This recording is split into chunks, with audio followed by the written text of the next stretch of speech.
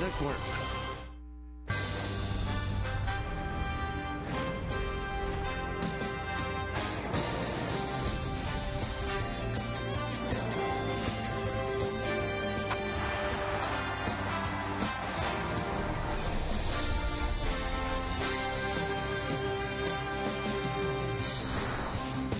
In Chicago, they call it the L.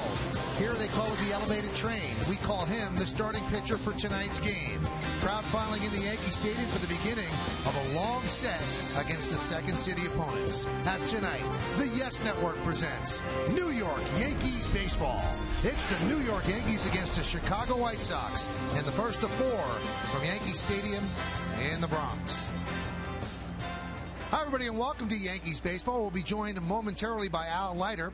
I'm Michael Kay. The big news out of Yankee camp today is that Phil Hughes had a bullpen session to get ready for a rehab start later in the week, and it was cut short very early. He didn't feel right. The velocity wasn't there. The Yankees are going to have him see their team physician, Dr. Christopher Ahmad, and we'll have more on this as we progress during the game. Now, speaking of pitching, let's take a look at the pitching matchup in this game. Philip Humber is going to go for the White Sox 1-2, 4.42. A.J. Burnett for the Yankees 3-0, 4.37. And Al, if you think about it, A.J. Burnett pitched pretty well last time against the Blue Jays. Didn't get a decision, but he's pitched well all year so far. He has. You know, he got into the sixth inning, and so far what I like with A.J. Burnett, he's thrown a lot more changeups. Not as many in that start up against Toronto. Started out the game a little bit tough with the American League home run leader in baseball last year, Jose Bautista. Settled down some, and I'll tell you, A.J. Burnett has shown an arsenal of all-speed pitches, not just his devastating curveball, but also that changeup. The walks were a bugaboo. He had 5 walks, ended up costing him high pitch count, wasn't able to get through 6 innings. Watch early in the game for him to be throwing more off speed and also throwing more strikes. Let's take a look at what the pitchers have done so far for the Yankees. Sabathia picked up his first win over the weekend. A.J. Burnett 3-0. He's off to a good start. Phil Hughes, without the velocity, a very high ERA. Ivan Nova has struggled, but the last 2 guys, Garcia and Colon, they have been lights out. And Freddie Garcia, 6 shutout innings in each of his starts, and the only runs he's given up have been in relief. Well, one thing A.J. Burnett would like would be a little bit of a cushion when he takes them out. He'd like to have some runs. Curtis Granderson has certainly helped in that regard. We'll talk about him in segment 2, coming up next, right here on Yes.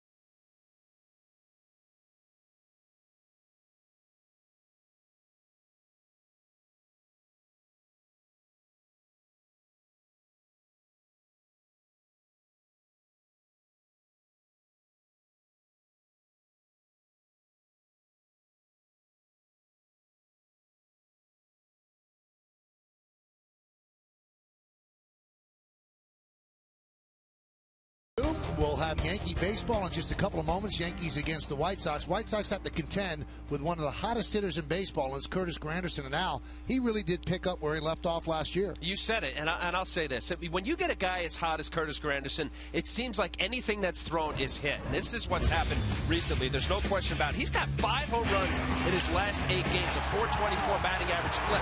Love the fact that he's able to stay back. He's hitting lefties as well, Michael. Remember, he couldn't hit lefties? That straightaway center says a lot about how comfortable he is. He does hook a lot of balls. You talk about him hitting 21 home runs since last August 14th, third in the Major League Baseball since then. He's got more than Albert Pujols. Curtis Granderson is hot as a firecracker. 8-game hitting streak that Al spoke about, 14 for 33, 5 homers, 9 runs batted in. That is good for 424. And his 7 home runs this year tied for the American League lead with Bautista and Beltre. Pretty nice company right there. A.J. Burnett's going to try to keep up his hot pitching. He's going to get some run support if Alex Rodriguez keeps hitting the way he's been hitting. Lineups, first pitch, baseball, next on Yes.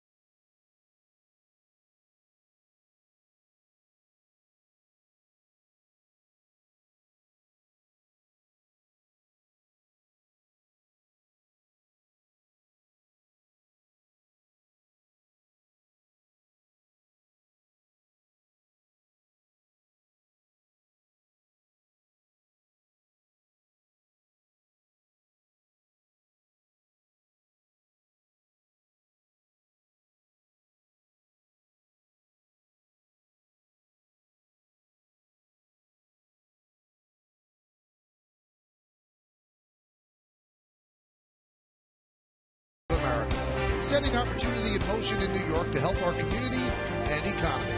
By the men's store at Lord & Taylor. And by ShopRite. You always save money at one place. Your place, ShopRite. Beautiful evening for baseball here at Yankee Stadium. Crowd filing in. They've exchanged the lineup cards at home plate. Al, you look like you're ready. God, I saw that baseball. I said, let's do it. Oh, that's my line. Oh, that's your line, yeah. Well, let's do the weather first. How about that? Let's look at the game time weather presented by Bigelow Tea. And it seems beautiful right now, but who knows what lies beyond the radar. 65 degrees, humidity 69%, 10 miles per hour, cloudy, but comfortable. Did you come up with that? No. That's actual legit. It is comfortable. Except if you're sitting next to you and getting hit all the time. I'm not hitting you. Let's go. All right, there they go. They listen to you. The Yankees are taking the field. Yankees are the only team in baseball that has not lost 2 games in a row. The only one of 30 teams that has yet to have a 2-game losing streak, and they are in first place in the American League East. Well, let's take a look at the White Sox lineup that A.J. Burnett is going to face. And the White Sox, they are struggling. They've lost 10 of their last 11. They're just not hitting. Juan Pierre, the left fielder, will lead off. Alexi Ramirez, the shortstop, bats second. Batting third, playing right field, Carlos Quinn. Paul Konerko in first base cleans up. Batting fifth and DHing, Adam Dunn. Alex Rios in center field. He's going to bat sixth. Batting seventh and catching, A.J. Brzezinski. Gordon Beckham, the second baseman. He's going to bat eighth. Batting ninth and playing third base, Brent Morrell. A.J. Burnett on the mound, 3-0. Coming off a pretty good start up in Toronto. Ended up getting a no decision, eventual extra inning loss that the Yankees took to Toronto. Respectable ERA. Hits to innings, close to 1-1. The walks, he had 5 walks up in Toronto. That was a bit of a problem. He ended up getting in a pitch count issue with that. Let's take a look at the Jeep pitcher scatter report. And I mentioned that quick outs. Every pitcher, of course, wants quick outs. Because of the pitch count, he wants to get deeper in the game like every single starter in baseball. That'll be an opportunity, especially early on. Quick outs means a lot when it gets that 5th, 6th inning. Change of heart, I mentioned it 2 starts ago. He threw 20-some changeups, less up in Toronto. And first pass, how about this, Michael? 212 batting average against first through the order. Tough pitcher. When his fastball, curveball combination's on and he's got that third pitch and changeup, tough to hit. Well, let's take a look at the Yankee defense behind A.J. It's brought to you by your Mercedes-Benz Tri-State dealer. Then the outfield, Gardner, Granderson, and Swisher. That's left to right. Infield, it's your standard Yankee infield. A-Rod, Jeter, Cano, and Teixeira. Third to first. Russell Martin again behind the plate. And Alan James Burnett is on the mound. The Yankees just went 3-1 on their road trip. They split 2 in Toronto. And they took a rain-abbreviated 2-game set in Baltimore. They're now 4-0 against the Orioles so far this year. Yankees come in at 12-6, and the White Sox are 8-14, and a disappointment to say the least. Juan Pierre digs in. A.J. Burnett is ready. And as Al said earlier, let's do it here at Yankee Stadium. The right-hander deals. A strike, and we are underway. You talk about disappointment. You're right. They started off like a house on fire. Ended up losing 10 of their last 11. They're 1-6 on this road trip, Michael. Met up a couple tough pitchers, but certainly the offense has not been there. The 0-1. There's a strike. 0-2. Pierre got off to a hot start, but he's cooled off considerably. He's at 243 now. He has to get on base to ignite this offense. And the 0-2. Nasty late breaking curveball. I'll tell you, Michael, you hear it often in the game, or at least once in a while. Juan Pierre, one of the hardest workers in the game, legitimate. This guy comes out early, often. Got a chance to play with him in 2005 with the Marlins. Good guy. The 0-2. Now, in their last 13 games, the White Sox are hitting 192. They've scored just 32 runs. And talking to a couple of the White Sox broadcasters, there's Ozzie Guillen, their manager, and they said that in the series that they just came from in Detroit, they legitimately could have gotten no hit in every single one of the games. The 0-2. Ozzie Guillen said, quote, nothing works. Brad Penny had a no-hit denied based on a calling decision. Official scorer called a tough play to the third baseman's right. Brandon Inge ended up being a hit. Hey, you're going to get honest answers from Ozzie Guillen. There's no question about it. Sometimes he speaks a little bit more than I'm sure that the White Sox front office would like. Well, the White Sox are certainly into this because every single one of their players on the top step of the dugout. Here's an Ozzie quote after yesterday's loss to the Tigers. Nothing works. I'll keep plugging guys in and hope things come around. But now every day is like rewinding a movie and watching it again. The worst thing about being a coach in baseball or a manager is that you can only send 9 guys out and pray. You can't run plays like in basketball. You can't change your defense like in football. The 1-2. Dribbled slowly to second. And there's one away.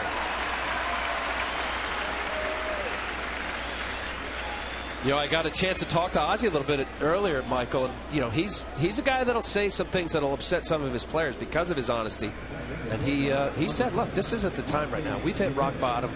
I'm trying to be positive. I'm actually saying less, and because he speaks so often and outspoken, now they're saying, well, have you lost the fire and you're not into it as much. Well, his hitting coach Greg Walker's fallen under fire because the team is slumping.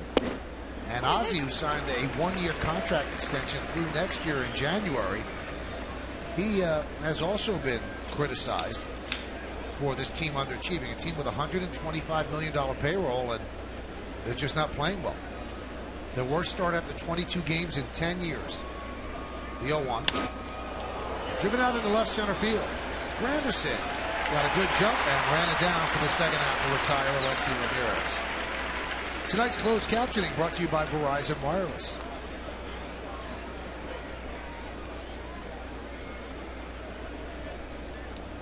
Quick outs there, right there for A.J. Burnett. Strike one, get ahead on both of these hitters. You keep your pitch count early in the game if you can get some quick outs, especially the bottom of the order as well. He's had a little bit of a tough time early on with batters on the bottom of the order.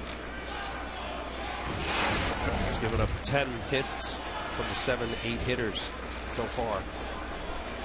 Here's Carlos Quentin having a pretty good year. And he pops up the first pitch.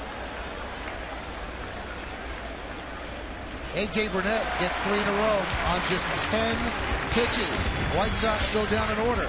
The Yankees to the bat.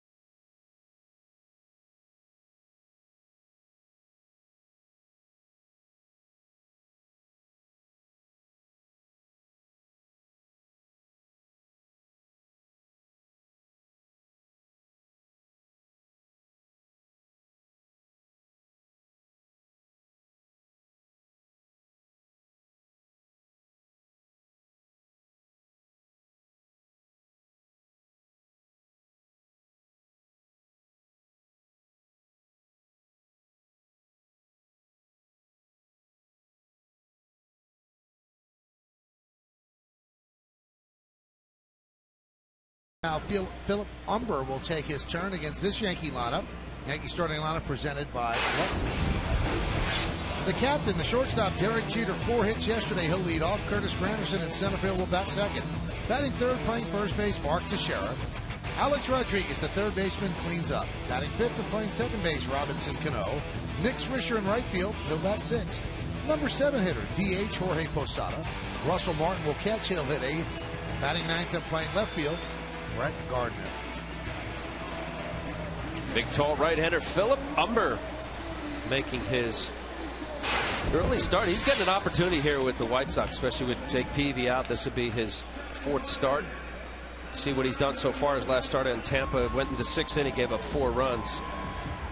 18 innings and 5 walks. He will throw strikes. 11 strikeouts in the 18 innings. Not much of a strikeout pitcher. Let's take a look at the Jeep pitcher scout report. Well, this is Arsenal. Fastball, curveball split. He's got a very good curveball. He relies on it. Velocity in the upper 80, low 90. What should have been?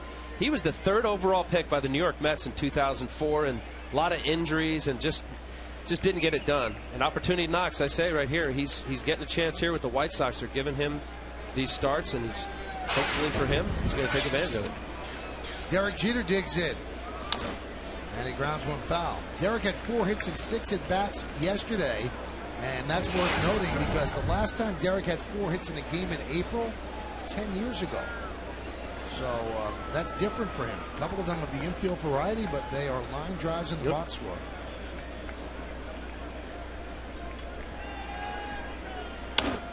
Fouled away. You know, it's funny you mentioned that. Talking to Kevin Law, the Yankee hitting coach, and saying about his 4 hits, a couple of them were, you know, little swinging bunts. He said, look, you know, it's amazing when you have to look at a guy, and certainly Derek Jeter, we're talking about the year that he had last year, and bat 257 now, that every single at bat, every swing is now scrutinized in a different way. He said he's had plenty of hits off the home plate or swinging bunts. And it comes with territory. He's not defending anyway. It's just that's the reality of where Derek is right now.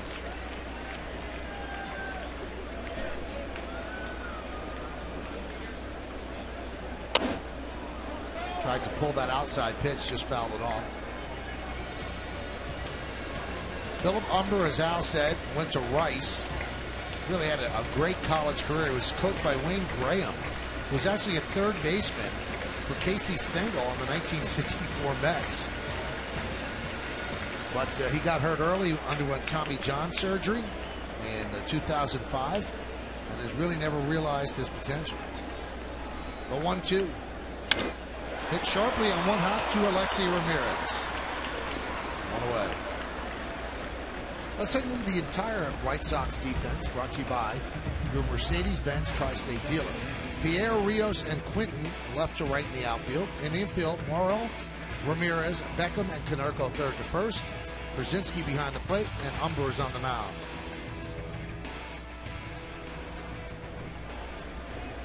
And here's the red-hot Curtis Granderson. 8-game hitting streak. He's 14 for his last 31. Count 1-0.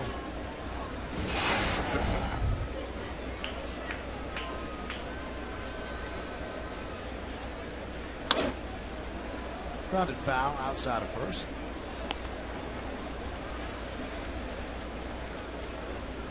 Yeah, look at Curtis Granderson. We talked about it in the open, Michael, how comfortable certain players are, how they get during the course of a season. Last year, April, if you remember, 221 batting average, struggled. And what a difference a year makes. I mean, he's absolutely solidified himself, stopped any kind of doubts as to how he would perform here in New York. And as we showed you in the open, that's what he's done. 7 home runs, tied for the American League lead with Bautista and Beltran.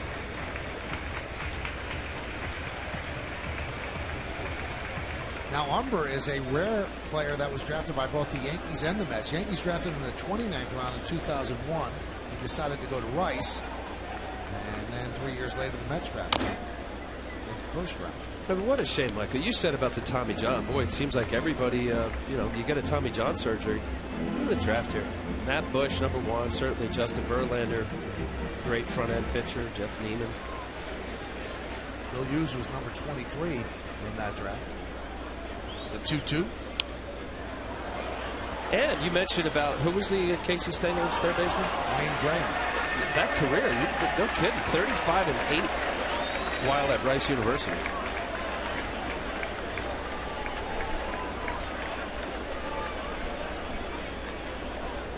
The 2-2.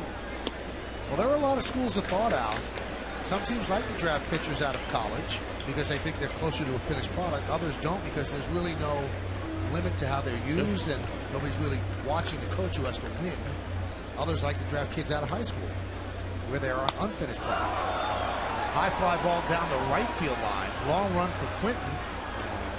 Well, go even further than that. Now, I don't, of course, if there's an electric arm down south, they certainly would pick a high pick at it. But there are scouts and organizations now that are looking north, knowing that you can't pitch as much, you can't get in many innings for kids out of the northern states because of the amount of innings, pitches, abuse, all of that. Another payoff to Granderson. High fly ball center field. Alex Rios is there for the second out. IOTV offers incredible HD picture and sound. Get the best in HD free. IOTV is the official HD service provider for Yankees baseball on this.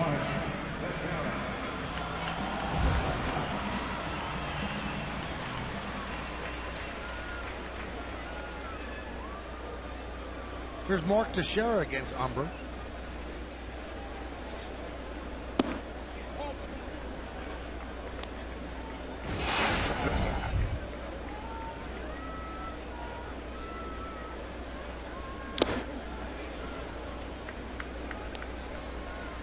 Couple fastballs, 90-91. We were talking about Phil Hughes, about his velocity. We talked about much of it out of spring, and then certainly up to today. See what's going to happen with him. Sometimes as a pitcher, you can't explain it. There's moments where you say I feel good, and nothing's coming out. Other games you get out there and you say I have nothing, and you actually have an electric stuff. Certainly for the Yankees and Phil Hughes, you hope that it's nothing serious. Kim Jones going to have more on that in the third inning. The scary thing that Phil said today was that after throwing 10 or 12 pitches, he felt like he had thrown 110 pitches. That's what his arm felt like. So they'll look into it, see what's going on, make sure he's a very valuable property for the Yankees.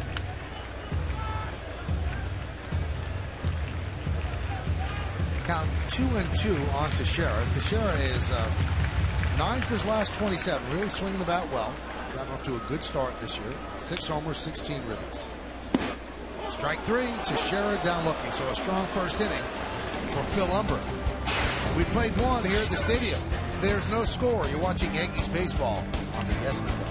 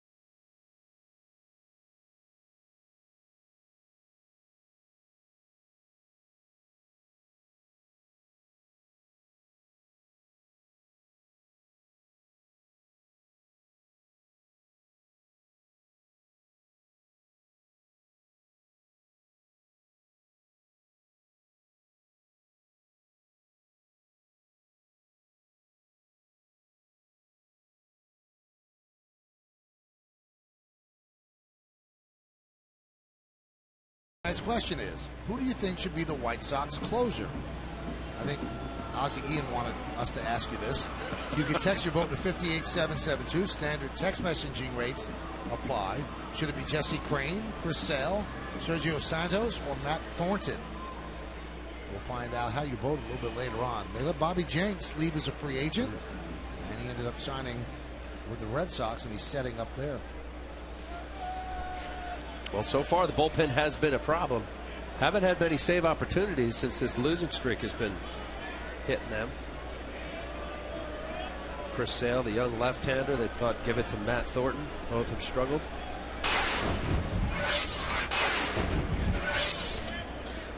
Here's Paul Konerko.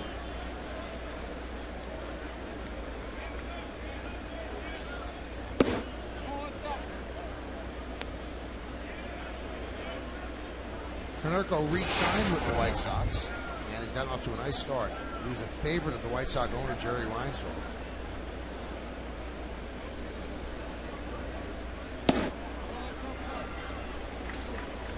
Former number one draft pick of the Dodgers back in 1994.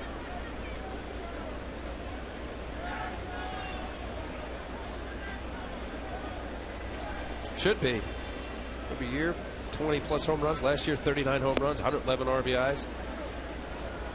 Consistent every year. High 20s, 30 home run production, 100 RBIs. You hear it often, a professional hitter. Well, you know what? This guy is that. Use the whole field. Seldom fooled. Solid hitter. Signed a 3-year, $37.5 million deal, and would have gotten more on the open market, but it was a case of Konerko wanting to stay with the White Sox and the White Sox wanting him back as well, but not wanting to break the bank. So certainly not chump change, but 3 years, $37.5, and the numbers he had last year, that's kind of a bargain for the White Sox. And if you look back at 04, 41 home runs between Carlos Quentin, what a nice start he's had. They're the only guys really hitting in this lineup.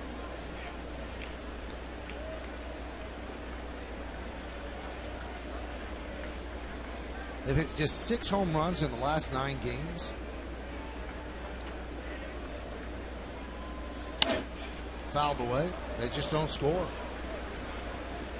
They've had now 21 straight scoreless innings. That's pretty hard to do. Yeah, that's tough. tough. To run into one.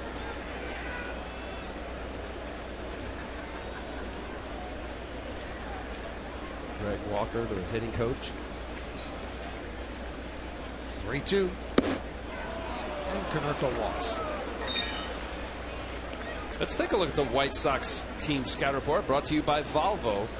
Built to win. Well, we're just talking about it now. $126 million payroll. They signed Adam Dunn to a big contract. Konerko coming back. You got Jake Peavy, front-end starter, who's hurt, coming back. No relief.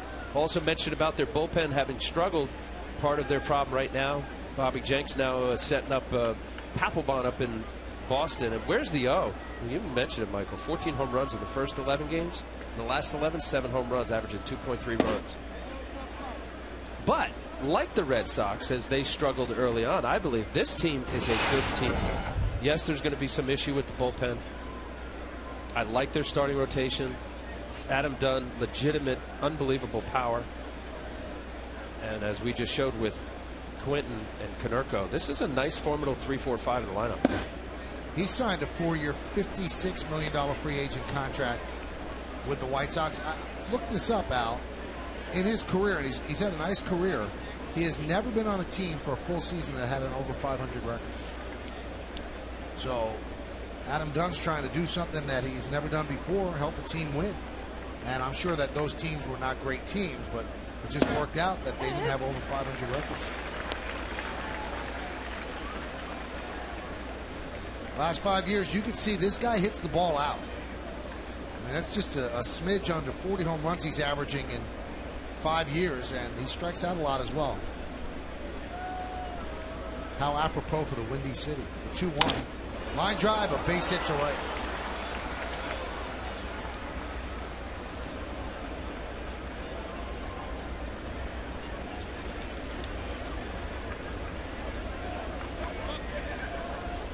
Well, he had quick 1-2-3 inning, 10 pitches. A.J. Burnett did. And then got behind 3-0 on Konerko, walks him. And then again behind on Adam Dunn. Look, you know, when you face a team, there's no doubt about it. You respect and honor a major league player. Gets in the box. You know that they're quality players. But there's also times when you meet up with a lineup that isn't hot. And this is the time. And certainly you don't want to do them any favors by leadoff walks, getting behind in counts. I know it happens. But you know, the whole know when someone's struggling, you go after it. You want to go after Rios. He is 0 for his last 20. And that empowers a hitter. You know, you're struggling. You want to find something, whether it's a hard line drive out, a walk. You track 4 or 5 balls. You fouled off a couple tough pitches. You change the tide by letting the hitter get good counts. And now he's in a good count at 2-0. Now Russell Martin wants to talk to him. Now this is where things went wrong for A.J. last year. A couple guys would get on base, he'd fall behind on the count, and it had a tendency to spiral out of control. This year he's learned to stop those innings before they got out of hand. Worked a lot with Larry Rothschild, the new pitching coach. Let's see how he navigates this. Well, Michael, I didn't see the game up in Toronto, but was here for a couple of his other starts. To have a third pitch does a lot. Just in this case right here, to believe in a 2-0 changeup, even when the guy's struggling, he just saw 2 fastballs. He saw another swinging out of his zone. That's why, right there, why Alex Rios is struggling the way he is. You get that little keyhole, you find the spot, whatever that happy zone is. If it's not there, you take it. I know it's easier said than done, a 93-mile-an-hour fastball, but that's a sign of a guy struggling. But that third pitch, Michael, you trust it, and you can get a lot of outs, and you believe in it, as he did.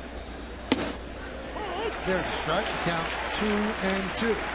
And there's comfort in that when of course you get behind as a pitcher, and either way, that's the ebb and flow of a hitter.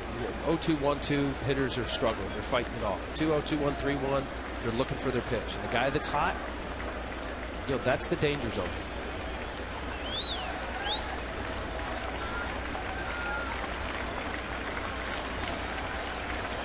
Two. Driven to center field. Granderson is there. He'll make the catch. Tagging is Konerko, but he just draws the throw. So Rios now 0 for his last 21. Rios, a guy, many major league hitters will change their swing. He's dropped his hands real low, almost. Roy White used to hold his hands, long-time Yankee, and then moves his hands up, trying different things. Looked like he had a pitch to drive, just wasn't able to get it.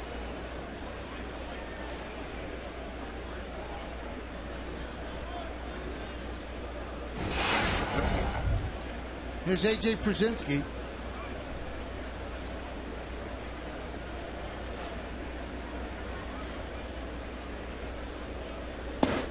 And a strike.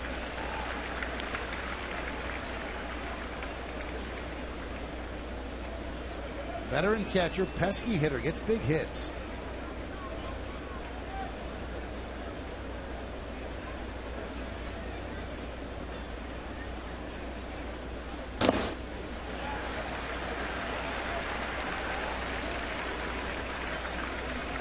Only 2 strikeouts in 75 plate appearances this year, and he's down 0-2 in the count. Good. Has always been a very good fastball hitter, especially low down at end zone. But that right there, that tells me he's a very good 2-strike hitter. Obviously, puts the ball in play, shortens up his swing, looks to go the other way. The 0-2. Breaking ball. He goes around. There's a 3rd strikeout. And Przinsky raises his hand toward Jerry Davis. He cannot believe that Davis punched him out.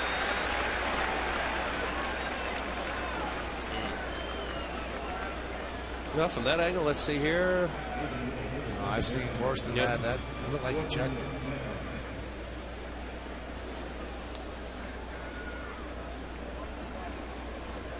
Check swing is the intent to hit the baseball. It's not breaking the wrist over the home plate. Committing a swing toward the pitcher. Well, that puts you into a little verbal puzzle, though. I mean, every time you start to swing, you have an intent to hit the baseball. Thank you. So you'll never check your swing. There should always be a check swing. Right. Or it shouldn't be. The checks. First of all, there isn't a rule to define a check swing. It is totally subjective to the umpire. When you talk about breaking the wrist or the barrel going out in front of home plate, there really isn't a defined rule for it. Pitch to Beckham is a strike. 1-1. Beckham also struggling. 1 for his last 16. 2 for his last 30. 5 for his last 46.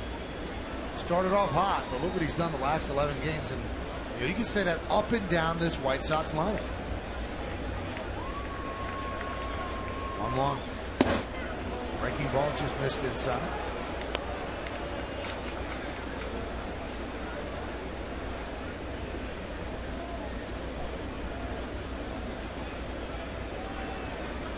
AJ is stewing over that check swing or a swing.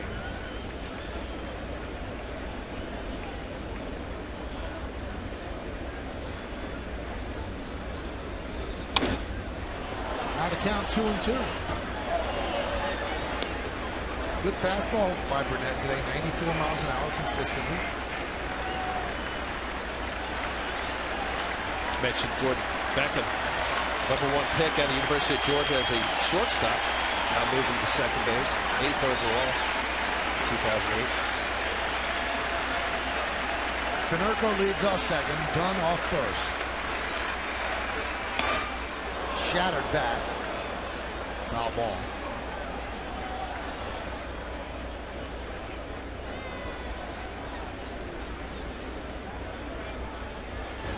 Catch it right off it's a cupped bat. It'll take some weight out of the end of the bat. And when you hit it off the end of the bat, that whole top part of the barrel will peel off. Fooled out in front of that curveball. Broke it like Beckham. 2 on, 2-2, 2 outs, top of the second. And Burnett steps off.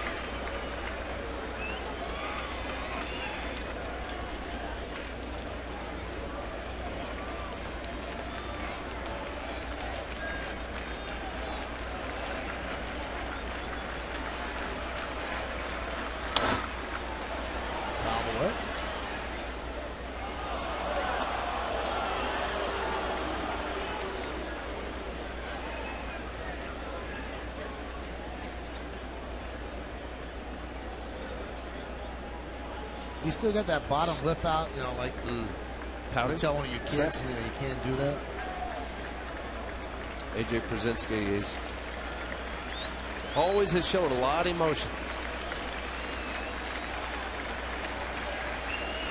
The 2-2. Well, that's going to release the runners now. 3-2 with 2 outs.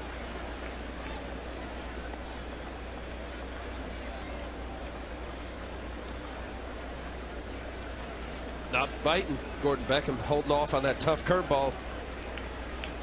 The old adage, if you throw it 2-2, you might as well throw it 3-2 if you liked it at 2-2. This will be the 37th pitch for A.J. Burnett. He threw 10 in the first inning. High fly ball, left center. Granderson makes the play. And the White Sox do not score. No runs to hit. 2 men left. A.J. works into and out of trouble. We go to the bottom of the second.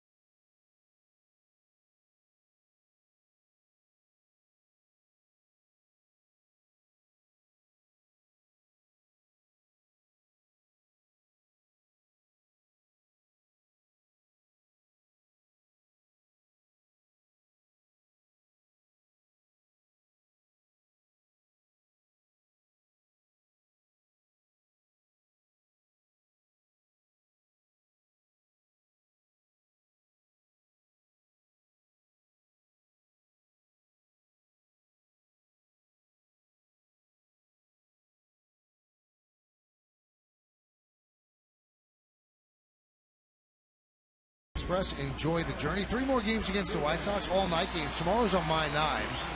And then a weekend series against the Toronto Blue Jays. Friday, Saturday, and Sunday, all different times there. Then the Yankees hit the road.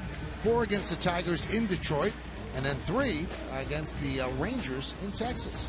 All of those games will be on Yes. Have 16 games in 16 days. This is the 3rd of that streak. Here's Alex Rodriguez.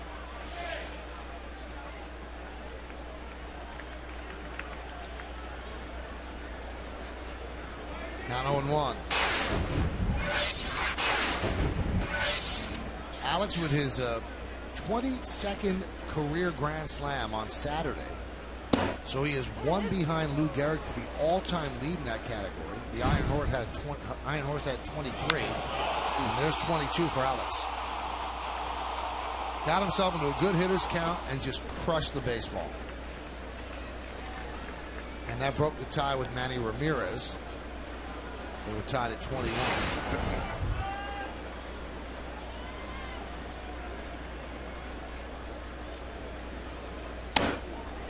Stayed with a breaking ball and fouled it back. Well, haven't been around Alex doing this TV stuff, and also haven't been able to play with him in 05. I haven't seen him this comfortable, not only physically but mentally. Just in a real good place. Obviously, the numbers are indicative of that, his talent. Strike 3. Alex down looking. So Teixeira and A-Rod looking to call 3rd strike. This little paint looks like Umber dropped down a little bit. See a little comeback there? Looks like it's further away. Not Sam Holbrook. Let's see if this ball comes back on the plate. Nope. A couple inches outside. Umber got the call.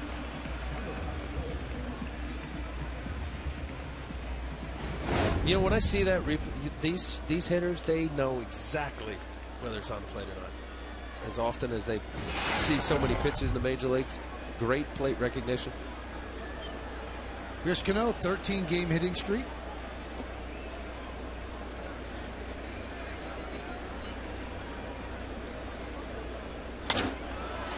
Lofts that one to left field. Juan Pierre on the run for the second out.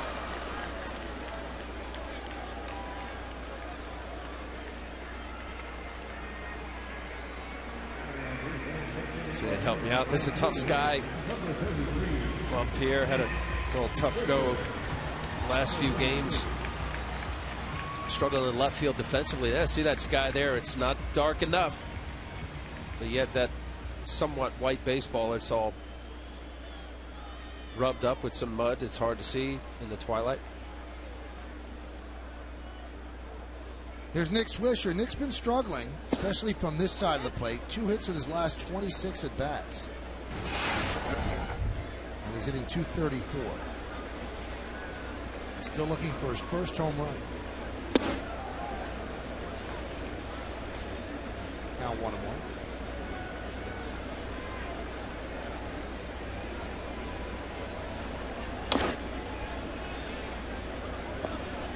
Most of Nick's averages come from the right side.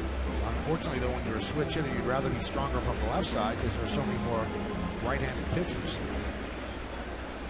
But Nick worked a lot in the cage in Baltimore trying to get that left-handed swing right. You know, that's tough when you mention that. You know, guys that are switch hitters and they're trying to find the stroke. Right now, Swisher's struggling from the left side. And then here comes a couple lefties. And then you bet right hand, okay, you get a couple knocks, but you still don't feel comfortable and you have to go back. Much more difficult to be consistent. Threw his bat at that one and fouled it off.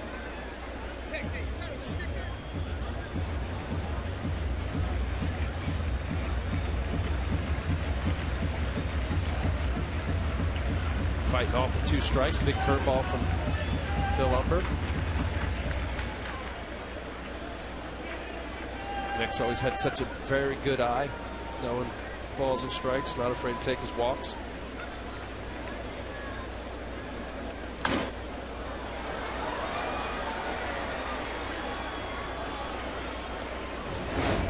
Here's a pitch right here, sitting 2 strikes, up in the zone. That's a bad pitch right there, but he keeps his head on it, peels off just enough to break a ball high. actually being a hanger.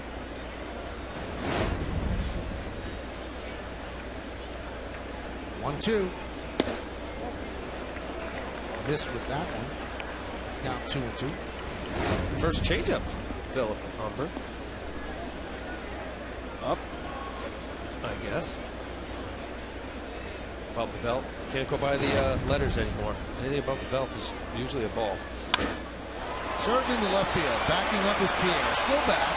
He has room to make the play on the warning track for the final out of a 1-2-3 inning. Humber, 6 up, 6 down. How about a dog? Back it up with a dog. We go to the third.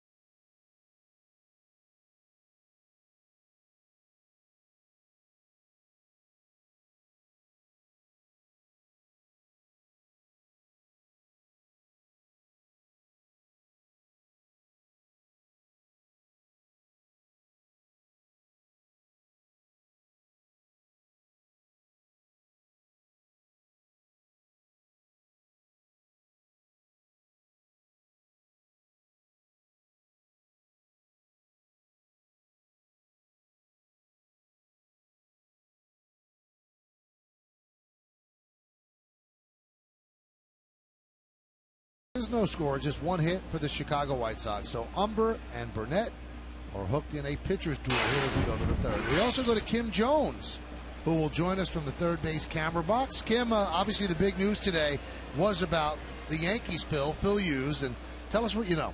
Well, Michael, after Saturday's long toss and bullpen work, Phil Hughes was so encouraged. He was looking ahead to a first rehab start this coming Thursday. All that stood in the way was today's bullpen. Unfortunately, that bullpen did not go well. As Morel grounds out to third, what went wrong, though? After about 20 pitches, Michael, Phil stopped the session. He's told the media later he felt deadness in his arm. If you need a layman's example, because most of us don't have any idea what he means, he said if someone punches your thigh really hard and it gets numb, that's how his arm feels. So he went inside and got some treatment, and Dr. Christopher Ahmad was on his way here to evaluate Hughes, who at least was in the dugout earlier tonight. So Hughes says that he is not concerned about an injury. He has said that all along as he battles this arm fatigue. However, he is worried that this situation is going on. And Al, your former pitching coach Larry Rothschild said that this is new territory for everyone, and asked if he has ever had a pitcher go through this sort of a dead arm period. Rothschild's response, Al, was not to this extent. So Joe Girardi calling this definitely a setback, and they will know more after Ahmad makes a diagnosis. Well, see, that would be my concern, or wait for that, because look, every pitcher has soreness, Kim, as you know, being around and doing plenty of interviews. You know, to have soreness this long, that's what Larry Rothschild's talking about. And yes, but he doesn't really have soreness, Al. He has a dead arm. I don't think there's a pain or a soreness. All right, well, dead arm to me was soreness. And he mentioned, Larry did to you, Kim, about punching in the leg, or did Phil Hughes say that? Phil Hughes. Yeah, Phil Hughes. I say that a dead arm to me was as if you punch somebody in the arm and you have that soreness of like a bruise. A drag bunt by Pierre and played beautifully by Teixeira and Cano. Nice play. You have to be on the alert with Juan Pierre. He will bunt, normally lay down a bunt to the left side. Tried to see if they could get Teixeira. Look how close Teixeira was. This is a dead bunt. A great play by a Gold Glove first baseman. Nice for Cano to be able to get over there as quickly as he did. Nice play. So, Kim, what concerned me is that Joe Girardi, who usually plays it very close to the vest, said that he's concerned. He did say that, Michael, and when I asked him how the bullpen went, his first two words were not good. So Joe didn't mince words today. This is definitely a setback, as Girardi mentioned, and again, we'll await further word, but certainly disappointment that Phil Hughes would have this kind of a setback today. Now, a setback yesterday was Mariano Rivera blowing his second straight game. He threw 33 pitches, 31 in the ninth inning. Is he available tonight? Well, you know, Michael, I talked about this with Bob and Jack on the pregame, and at that point, the information was that Joe wouldn't necessarily stay away from Mariano because he had had so much rest leading up to yesterday's outing. I've since learned the Yankees will try very hard to stay away from Mariano. Circumstances could change, but they will try to stay away from their closer. The good news is Rafael Soriano, who was not available the last 2 days with some back tightness, told the manager today he's good to go. So Joe Girardi does believe he has Soriano available. Good stuff, Kim. We'll hear from you a little bit later on. Thank you, Michael and Al. That's Kim Jones. We'll hear from her on the post-game show with Bob Lorenz and Jack Curry. 2-1 count on Alexei Ramirez, and he tries to bunt, bunts it right back to A.J. Burnett, takes his time and makes the play. And you can see the White Sox are absolutely desperate to get on base. Two straight guys try to bunt. They give A.J. Burnett a 9-pitch, 1-2-3 inning.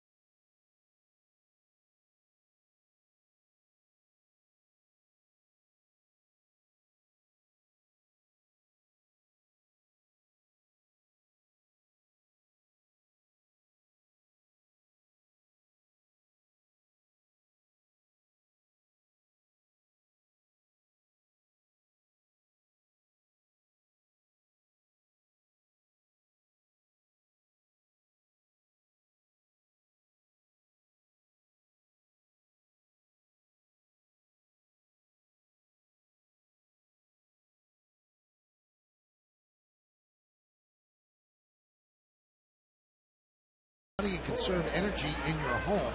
You can save up to $700 on your energy bills and make your home safer and cooler this summer. To learn more, go to getenergysmart.org.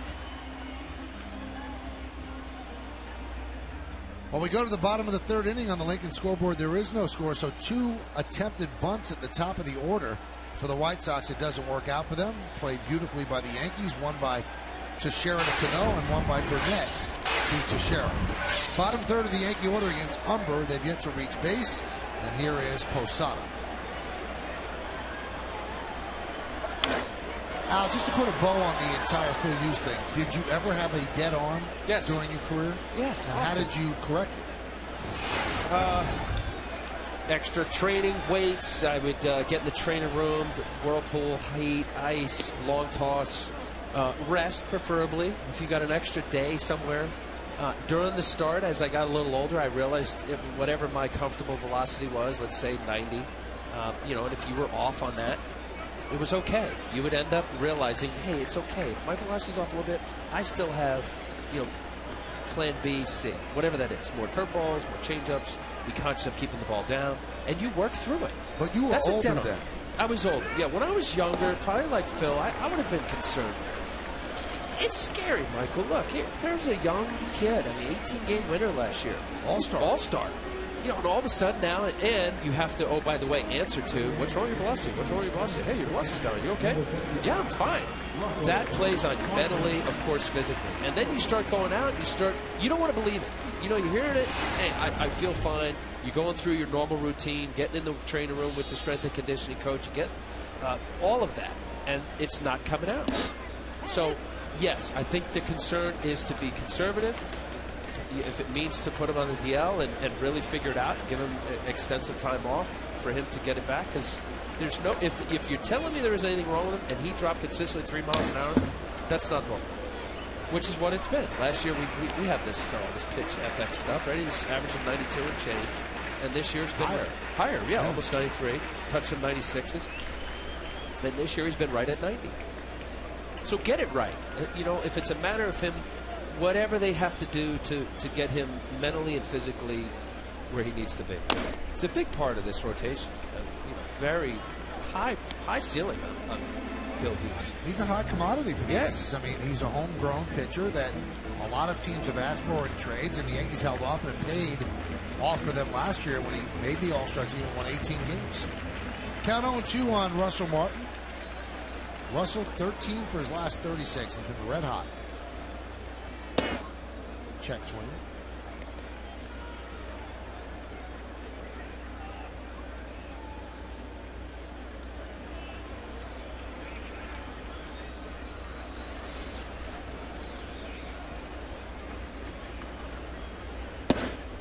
Just missed. Russell Martin has 6 home runs, and that is his career high for a calendar month, any month. His previous high was 5 homers in August of 2007. 2-2. Fair to say, what an unbelievable, pleasant surprise, Russell Martin. And that's why. Last year with the Dodgers in 331 at-bats, 5 homers. Now 58 at-bats, 6 homers. And flawless behind the plate. Swing and a miss, so he goes down on strikes. Umber with 4 strikeouts so far. Oh, that is emergency hack. Hanging slider, 3-2. Oh, it's going to drop. Swing late. That's a middle. You throw that pitch in a 2-0, 2-1, 3-2 count. A little bit of a 2-strike approach, protecting. Got away with a hanging slider. So far, of the 8 batters, 7 of the 8 batters he started, Umber has strike 1. Teach that in Little League. Gardner shows bunt. There we go. Just jinxed him. 1-0. 2 of 9 batters now. Going 1-0. We told you about Umber being a former #1 draft pick of the Mets. And he was still highly valued even after the Tommy John surgery, because he was part of the deal that got Johan Santana to go to the Mets. The Mets put Umber in the package to go to Minnesota. Still highly thought of, but Minnesota gave up on him right away. That one's grounded to first. Konerko will step on the bag, and that will do it. So 9 up, 9 down against Phil Umber. We played 3 here at the stadium. There's no score on yes.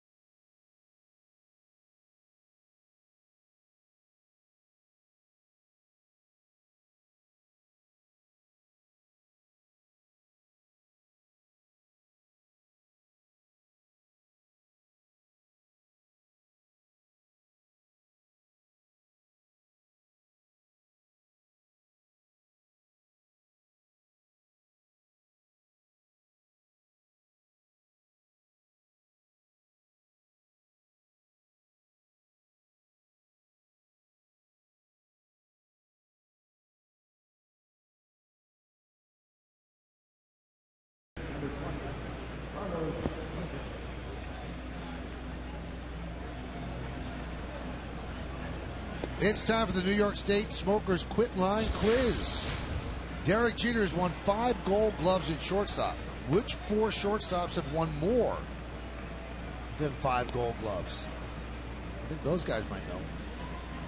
You know that one. Not allowed to guess. I know. And the guy that could relieve us of our duties is in the ballpark tonight if we guess.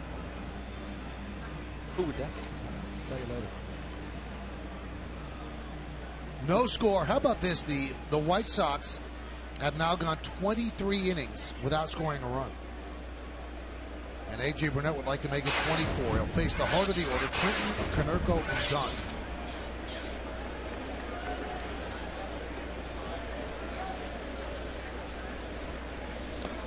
Breaking ball, 1-0.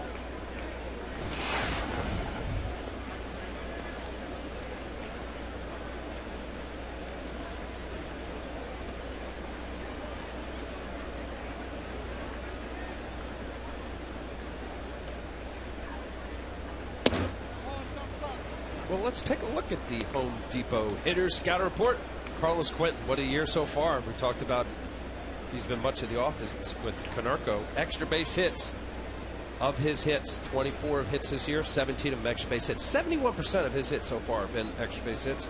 Student on and off the field. How about this, Michael Kay? You're a smart guy. Graduated 3.5 years from Stanford University. That's smart. And while he was rehabbing for a Tommy John surgery, he finished his political science degree in 2003. And mentioned stay healthy. Boy, this guy, Tommy John in 03, lower back in 04, a tear in his labrum in 07. I think he lost out on the MVP in 08 when he broke his wrist, slamming the bat up against his wrist. Has had a plethora of injuries that has really cost him, I think, maybe not superstar, but certainly one of the better players in the game. Leads the American League with 17 extra base hits. So he graduated from Stanford in 3.5 years. Piker. Mike Messina did it in 3 years. Same school. Is that right? Oh, yeah. That one is lined to center field. Granderson took a step back, now tries to come in, and the ball gets by him. Backing him up is Gardner, and that'll hold Quinton to a double. The big swing got Granderson. He took the step back, then tried to make up ground, made the dive, and couldn't keep it in front of him. Yeah, that's the hardest ball, Michael, for an outfielder. A low line drive initially off the bat. He did take a step back, making this what would have been a spectacular play. You see him coming up short about a foot. Lucky it didn't hit him in the face. Yeah. That little low liner, some top spin to it. It looks like it's got trajectory to go over your head. Cost him a hit, cost him a double. 12 doubles on the year now for Carlos Quinton. 18 extra base hits now. That'll bring up Konerko.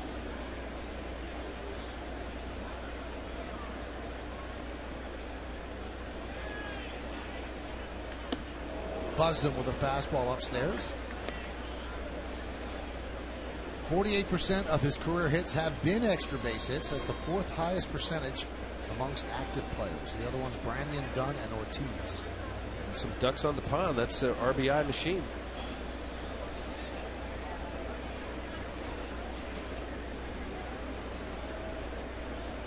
One-zero. 2-0. Pitch carefully to Konerko here. You have first base open. But then the flip side is you don't want to put another runner on base for Dunn, who could hit a home run. Yeah, especially here at the stadium, Michael. Big left-hander. Short porch right field. Staying away from him. The count now 3-0. Almost looks that way, doesn't it?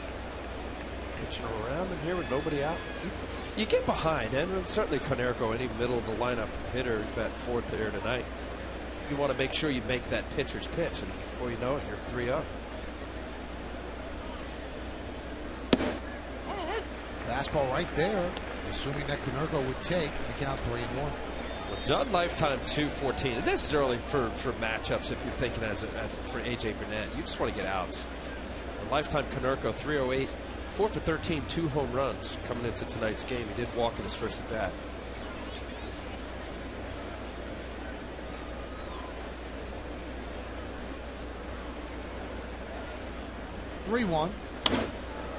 Now 3-2.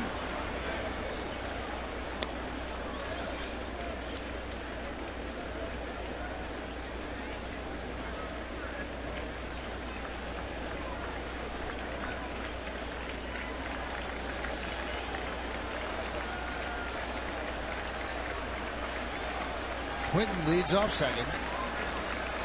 Nobody out, full count. And the payoff from Burnett. Hit sharply to Cano. He thought about going to third, but takes the out at first as Quinton moves to third with one out. The ball was hit so sharply to Cano, he did give it a long thought. Well, anything to the right side, even this is a one-hopper to Robinson Cano. Strong arm, right decision there. Make sure you get the out right off the bat. Ground ball to the right side, base runner second base. You're trying to advance to third base. Productive out on the right side, hard smash. Nice play by Robinson Cano. And a good decision to get the out. Here's Adam Dunn. The Yankees obviously will play the infield back. They'll give up the run. Dunn singled to right in the second.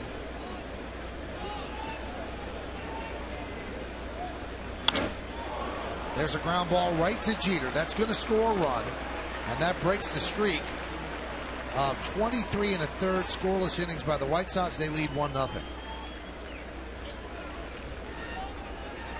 Well, another hard hit ball, but the Yankee defense right in the proper shift. Look where he's playing, a little bit to the right side of second base, right past hot smash AJ Burnett.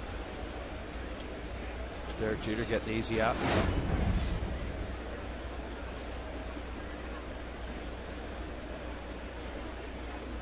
Here's Alex Arias.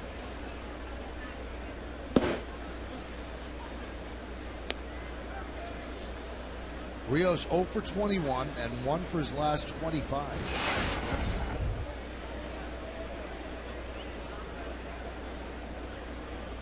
When Alex was with the Blue Jays, he really hit the Yankees well. Hit 26 straight games. That one's popped up behind the plate. Martin gives it a look. And that was from September of 06 through June of 08. Yeah, that was a big contract that ended up being able to unload it to the White Sox. The Toronto Blue Jays was able to do so. Everybody felt that was terrific for him to be able to do that. Well, what the Blue Jays did was they put him on waivers. That's right. And Kenny Williams, the GM of the White Sox, claimed him just to block him. And the Blue Jays said, here, you got him, and you got the whole contract, too. I'm going to lower his hands there. We'll take another look at that. You know, you get a guy struggling as we're showing his statistics, but to start this low, and now watch, he's going to end up loading, which is to get his hand in hitting position. That's a lot of movement for a guy who is struggling. Normally you see somebody who try to simplify their swing. And the flip side of that is say, hey, look, you know, this is the way I've done it. I'm comfortable. When I'm hot, I hit like this, and I'm going to stay with it. As a pitcher, when I look at this, I say he's got a lot of movement, and he's probably late on some fastballs. Not straight back here.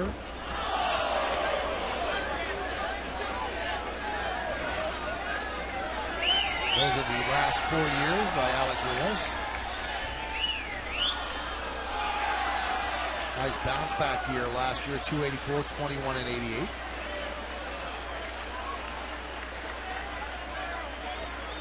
Three-two. Ground ball to short. Jeter, and a nice scoop on the backhand by Mark Teixeira. Well, the White Sox get one run. It's not exactly a great haul for them, but when you don't score, it's pretty good.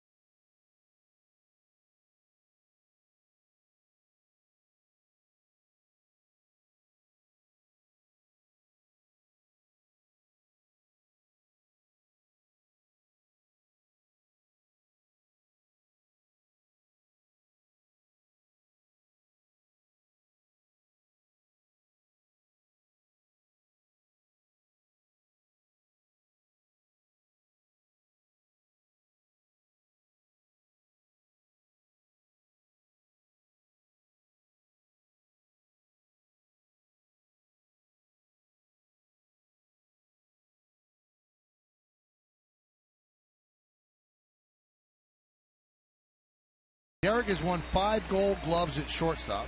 Just won one in 2010. Which 4 shortstops have won more than 5 Gold Gloves? Al? Well, Ozzie Smith's got to be one. I think Omar Vizquel, and help me out. Luis Aparicio and Mark Belanger. Omar Vizquel is on the White Sox bench at the age of 44 years old. Turned 44 yesterday. And he's wearing, is he wearing Luis Aparicio's number? He was retired. Nice honor, nice tribute. Derek Jeter swings and misses. So Philip Humber has pitched very well. Comes into the game with a 4.42 ERA, but he is not allowed a base runner by the Yankees.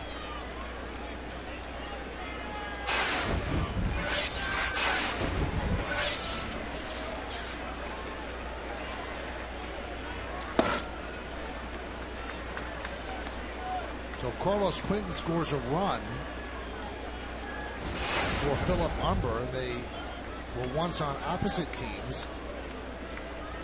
Quentin's Stanford team lost the 2003 College World Series to Humber's Rice team. And now he is here trying to have Humber win the game. We tie it all together. Was he Lance Berkman? No, Lance is older than Humber. Of course he is. That one's driven to right field. Quentin is there, and he runs it down. Ball hit hard by Jeter, but Quentin ran it down for the first out. Well, this is second time around now, and the Yankee hitters, such a veteran group. There's no history with Phil Humber and the Yankees. And, you know, normally, like to, as a hitter, that I've always felt that the more at bats you get to see release point, you know the breaking ball, you know what pitches they like to go to, which side of the plate their strengths and weaknesses are.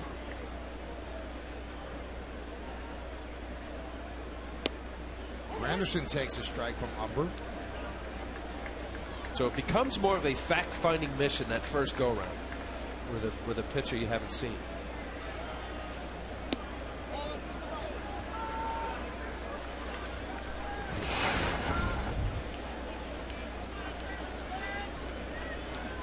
Granderson, an 8-game hitting streak. And he bunts off the plate, but foul. So far, Philip Humber, look at this ratio. I'd say at the amount of batters he's gotten ahead, that's a great ratio right there. 37 strikes, 18 balls over 55 pitches. He's shown 2 different breaking balls, and he's used his changeup. 4 pitches tonight these Yankee hitters have seen. A curveball at that 77 to 80 mark, and a little slider, a little better velocity, tighter break on the breaking ball. 2 types of off-speed pitches, and then the changeup. Fastball not overpowering. We've seen 90, 91.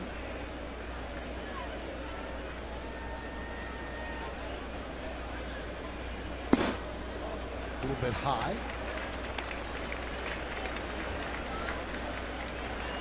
And the count is full at 3-2. And the pitch. He walked him. So there's the Yankees' first base runner. Granderson on base for Mark Teixeira.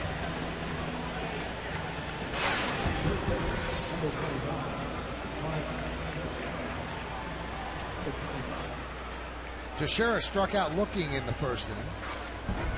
Humber with 4 strikeouts so far. White Sox shift for Teixeira. Alexei Ramirez up the middle. Now a step or 2 toward the shortstop side of the bag.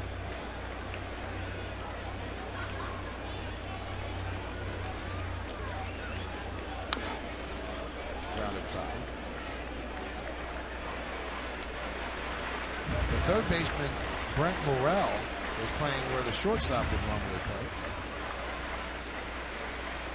Maybe a shade toward the hole. We've seen teams shift much more drastically for Teixeira than this.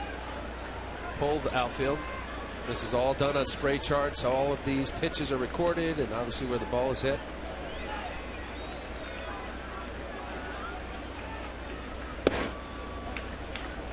Count 1-1.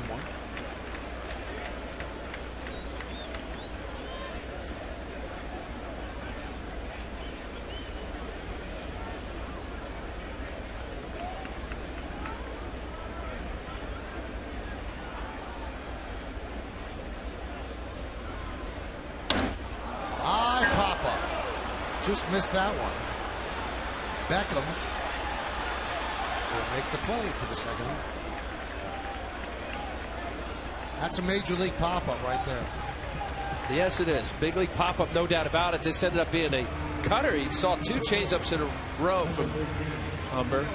Ball getting in just enough for Umber's liking to get in on his hands, gets an uppercut swing. That right there, folks, is what you call just missing it.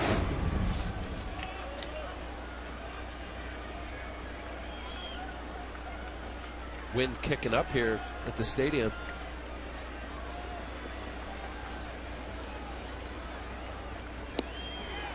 Rodriguez swings and misses.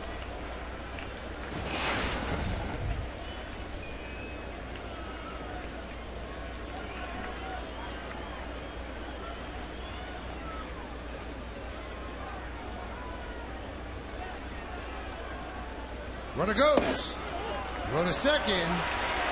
Not in time. Good throw. But Granderson just got in. Well, let's see, kind of not a huge lead, decent jump. Brzezinski, 12 of 13, the success rate for Major League base runners so far. Good release, good throw. Bang, bang play.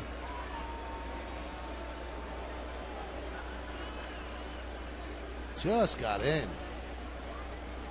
This copyrighted telecast is presented by authority of the New York Yankees and may not be reproduced or retransmitted in any form. The accounts and descriptions of this game may not be disseminated without the express written consent of the New York Yankees. Todd Tickener makes a good call at second base.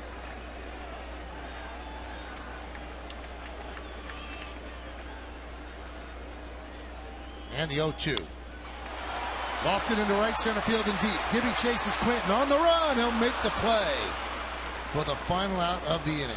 No runs, no hits, no errors, and one man left on base. We've played 4 at the stadium. White Sox lead the Yankees 1-0.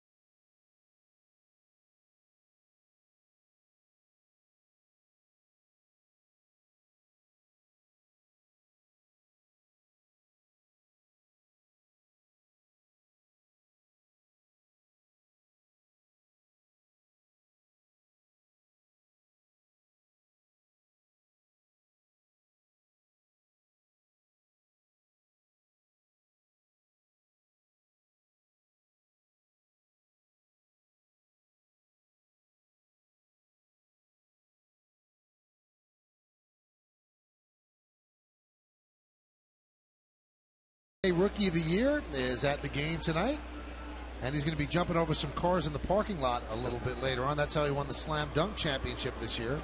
Unbelievable. He jumped over a car and made an unbelievable dunk. So there's Blake Griffin. Great player. And there's Landry Fields of the Knicks along with Andy Routens of the Knicks. And the Knicks, unfortunately, got swept out of the playoffs by the Celtics. And yesterday was Game 4. And I'm sure they're thrilled to be at Yankee Stadium, but they would rather have been going to Boston to play Game 5 tomorrow.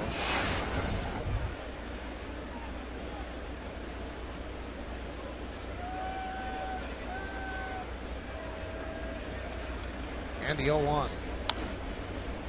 Krasinski fouls it off. 0-2. You ever play any basketball, Al? I did. In high school? Yes. Were you good? No.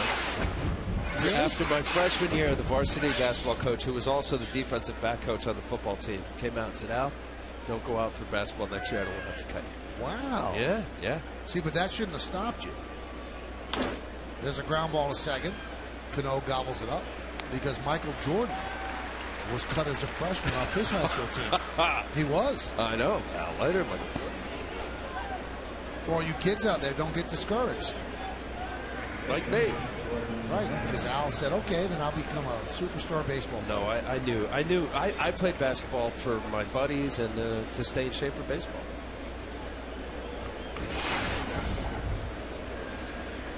Here's Gordon Beckham.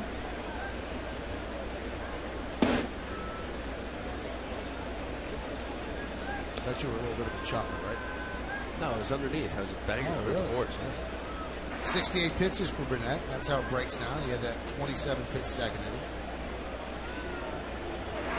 The 1-0. There's a strike.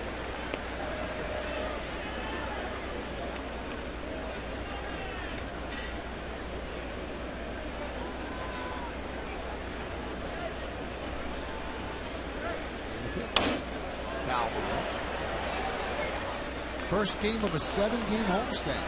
4 against the White Sox, and then the Blue Jays come to town. A 3-game weekend set with the Blue Jays.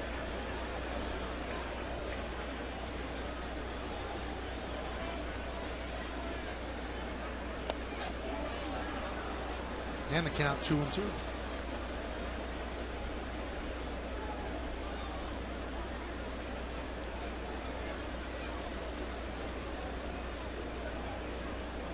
AJ has never lost a game in April while a member of the Yankees. Popped up right side.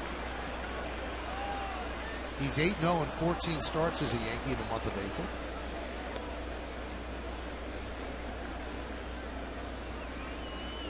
And there are the numbers, and he's going to get another April start. I would assume that he would pitch on Saturday.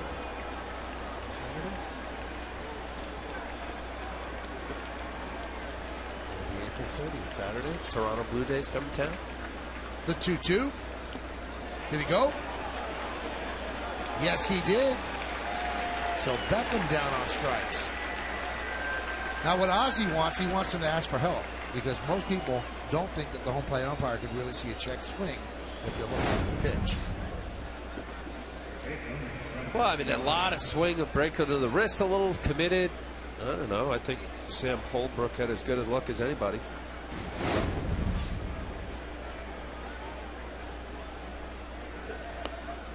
I'll just re-quote our colleague Paul O'Neill, who said you have to check every time there's a check swing with the base umpire. He said because if you're looking at the pitch, you cannot also look at whether the guy swung or not. Okay, but I'll then say if out of the hand it's a curveball down and away in the dirt and you know you're going to call it a ball probably 45 feet to home plate, you don't have to see where the ball's ending up because you're going to call it a ball anyway. But you still have to watch the ball, don't you? Why? It's out of the zone, out of the hand. As good as hitters have plate recognition, umpires are better. Swing and a miss. Now, if it's close, I'm going to agree with Paul. If it's an inch or two off the plate and they're not sure, the umpire has to track it all the way, and you can't see both. I agree with that. But a pitch like that, that was a 59-foot curveball away. And the 1-2. Dribbled slowly to short. Charging is Jeter. And he gets Morel for the final out of the 5th. Good 5 innings for A.J. Burnett. We are halfway through. White Sox up by 1.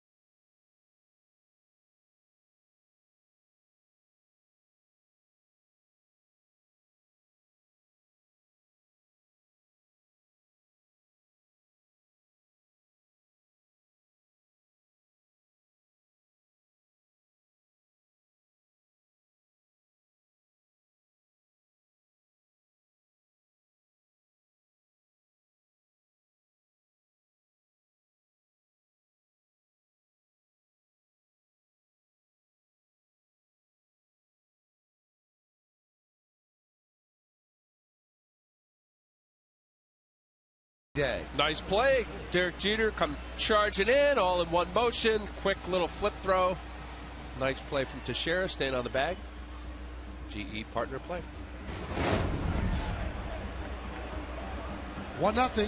White Sox over the Yankees. It'll be Cano, Swisher, and Posada.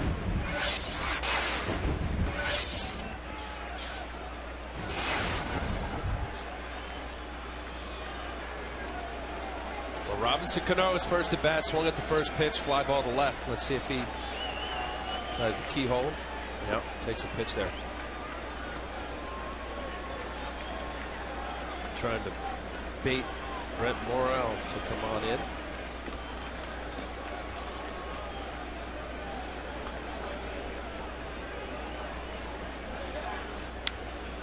Grounded to first. There's one away. Philip Humber has yet to allow a hit. The Yankees' only base runner, a walk by Curtis Granderson in the 4th inning. Well, this right here is exceeding, talking to a lot of the people who cover the White Sox and around the team. They said he's done a nice job, but with this Yankee lineup and his inexperience and basically lack of overall success, he's doing exceeding expectation, I think, right now. He's pitching a heck of a ball game.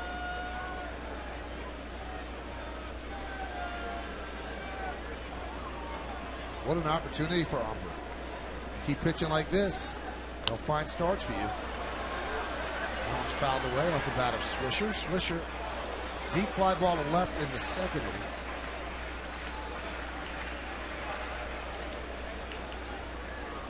Ozzie Guillen can't feel that comfortable, though. 1-0 lead and a bullpen that has been sieve-like.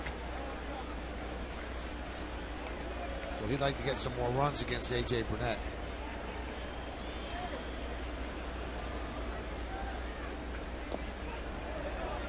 Did that get Swisher? Yes, it did. So Nick will get on after getting hit by a pitch. Hard for a left-handed batter to get out of the way of a breaking ball from the right side. Oh, just hit him on just at the end of his left toe. Yeah. They commit to the pitch. Stride steps down, and it's hard to get out of the way. Here's the struggling Jorge Posada, 3 for his last 27, but he does hit for home runs. There's a ground ball to Konerko. They go to 2nd 1. On to first, a 3-6-3 double play. As the Yankees are being no-hit by Philip Humber. In the 5th, no runs, no hits.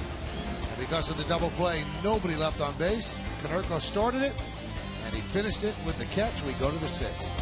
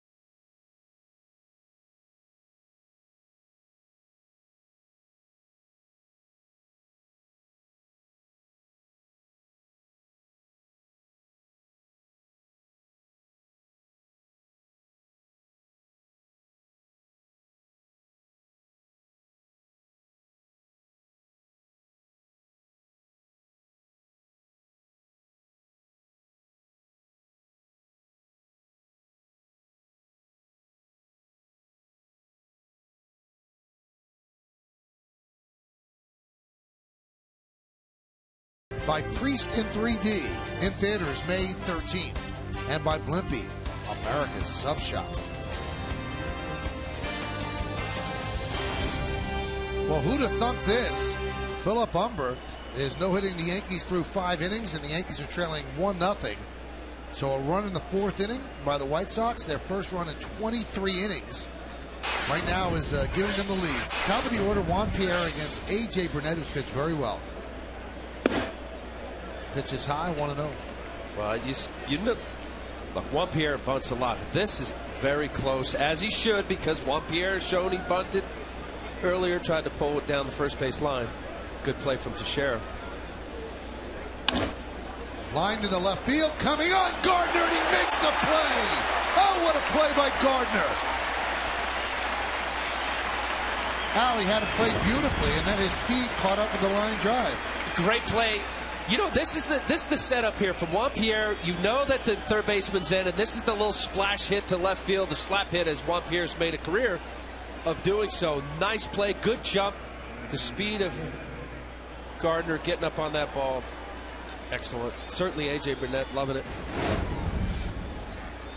Here's Alexi Ramirez, and he skies that one to right field, giving chase his swisher toward the line. That'll make the play. You know what I like about what Gardner's doing now? He is really struggling a lot at the plate, but he is not taking it out on the field. He made an absolutely splendid play behind Mariano Rivera in the 8th inning yesterday in Baltimore, going back. This time he makes this play coming in. Just really good glove work. Well, you know, and that's exactly what he should do, and every player should do. You're struggling, you don't take your hitting out to the field. Look, you know, that who knows how this plays out, but that could have saved the game. Juan Pierre, great speed, maybe steal a bag. Look at Alex Rodriguez, and a top spin too. Very nice play. And that's all or nothing at all. You make a dive for that, and it gets by you. Not too good. Pierre did not like it at all. It's been that sort of year offensively for the White Sox.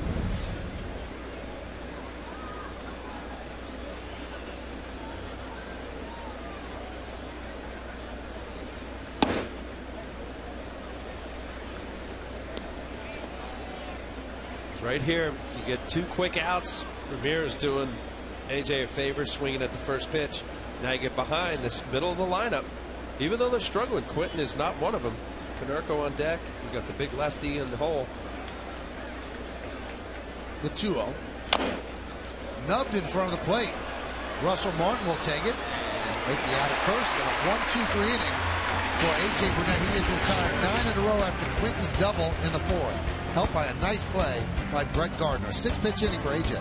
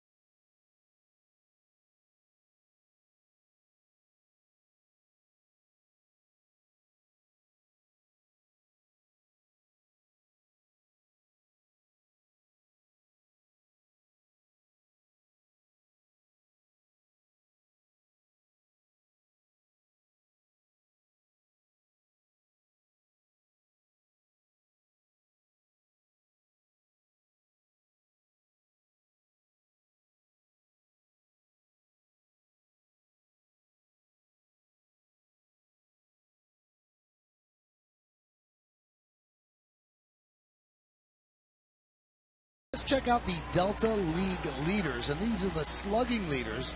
Alex Rodriguez is atop that list. In fact, there are 3 of the first 5 in the American League are New York Yankees. That's all coming into tonight. You got A-Rod, Granderson, and Russell Martin. Look at that. Russell Martin leads off. Bill Bolin just producing the heck out of this game. Last 13 pitches in the game have produced 7 outs. So working quickly, economically, and effectively, both pitchers. Pitch outside to Russell Martin. Martin struck out in the 3rd inning. Yankees with no hits.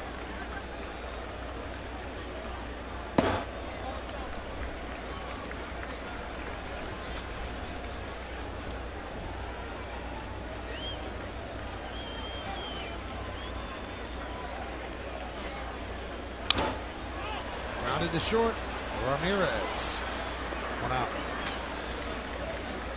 We talked about Brett Gardner, who's coming up to the plate with 1 out, and what he has done defensively yesterday against Luke Scott with 2 outs in the 8th inning, covering a lot of ground and hauling it in.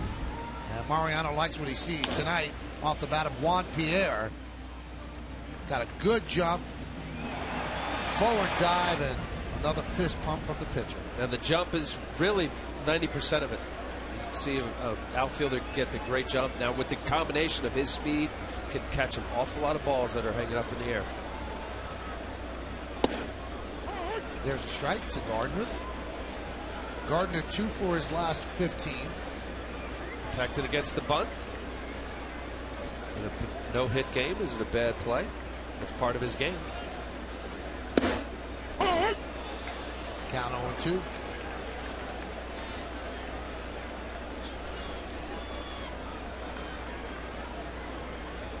Zeros across for the Yankees, 1, 2, and 0 for the White Sox. So Philip Humber pitching a no-hitter. The 0-2. Grounded foul.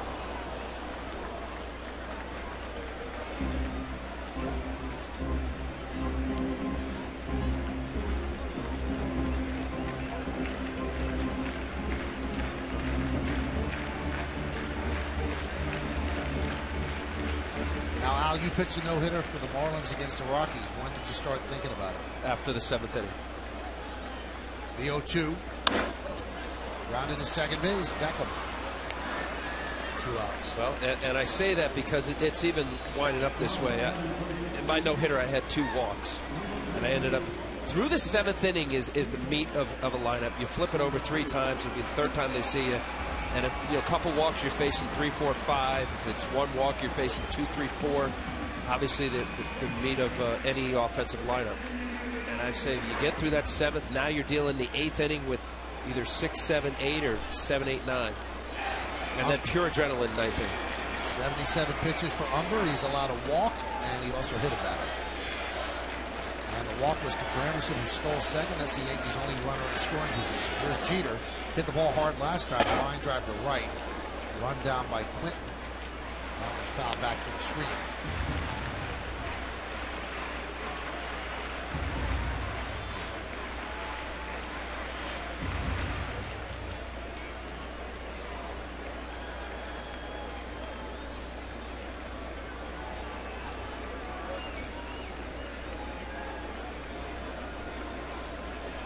And the 0-1. Grounded to 3rd.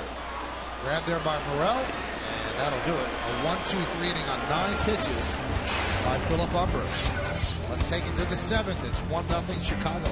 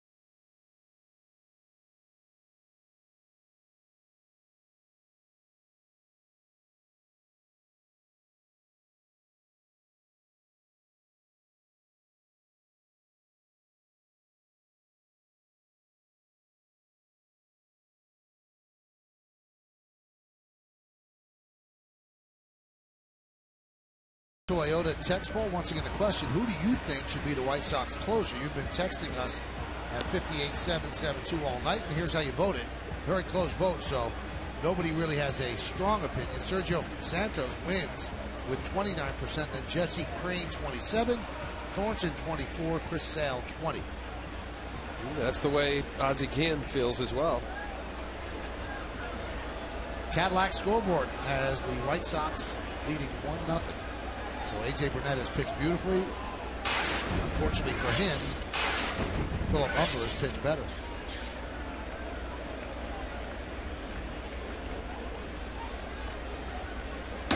Foul back.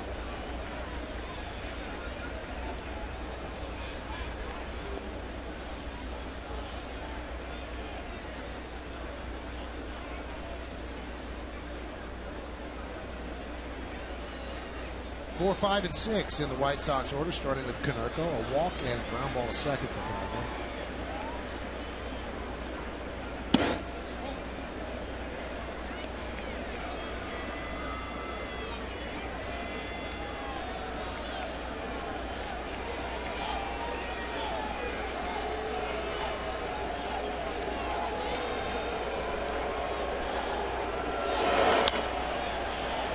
Fouled off the other way. Now look at A.J. Burnett's start. Certainly very good. Through 6 innings, only 2 hits and 1 run. He's made pitches when he's had to. And he's thrown his breaking ball enough for strikes early in the zone to where they have to consider it late in the count. But he's getting away with a lot of fastballs that look hittable, that have enough velocity on it to get by these hitters. Ground ball to Alex Rodriguez. He has time, takes it, and makes it 1 out. Well, let's look at tomorrow's starting pitchers, brought to you by Verizon Fios. Visit us online at verizon.com/getFios to get the best deals in Fios. Gavin Floyd will go for the White Sox against Ivan Nova. Our coverage on Yes will begin at 6. Now, the game is going to be on My 9 at 7. First pitch right around 7:07, 7:08. So make a date with us tomorrow. Yankee baseball. Shift is on for Adam Dunn. 3 infielders on the right side. And the first pitch is inside. First pitch changeup. He's thrown, I have him for 4 changeups. That being the 4th changeup here on his 88th pitch for the night.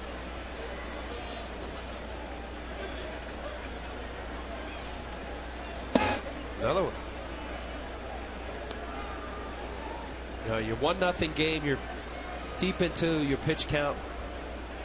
You want to use it. It's not a bad idea at all. I love the fact that AJ's getting more confidence in it. You're Adam Dunn. You're looking fastball here for sure. Another one. 3 in a row. Now AJ has told Russell Martin, listen, I'm never going to shake to a change, but I won't shake off when you put the change down. But AJ was telling me last week that he's feeling so good about the change that he actually might shake to it. He ends up walking Dunn. You know what? And that's going to happen. I'm glad he's feeling that way, because unless you pitch a 2-pitch pitcher, which primarily that's what A.J. Burnett's been in his career, because that's always needed, and you use your changeup as an emergency, you never gain confidence in it. And the more he starts seeing good results and getting outs, you betcha you call it. You don't need to rely on your catcher. It's a good pitch.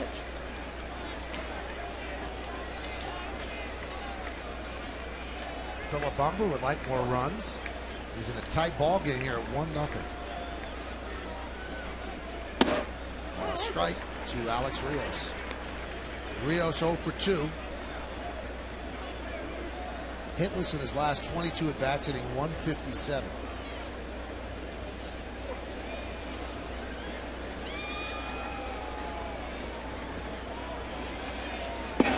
Breaking ball for a strike. Nice pitch. Nice. Alex Rios sizing him up. First pitch. He's struggling. Gets a fastball down the middle. Takes it. Now that beautiful curveball. Great combination. Not only changing eyesight height-wise, but also the velocity. 12, 14 mile an hour difference.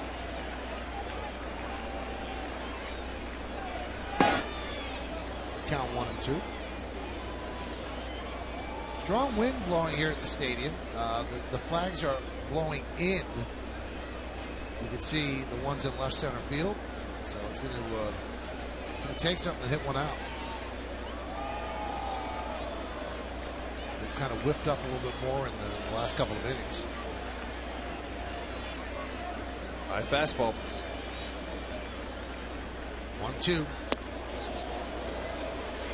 2-2. Pitching 1-1. You throw the high fastball. You wanted to see if Rios would chase, and now you come with a breaking ball down the zone. Change velocities, eyesight. See if Russell Mark calls a curveball. Fastball away. 2-2.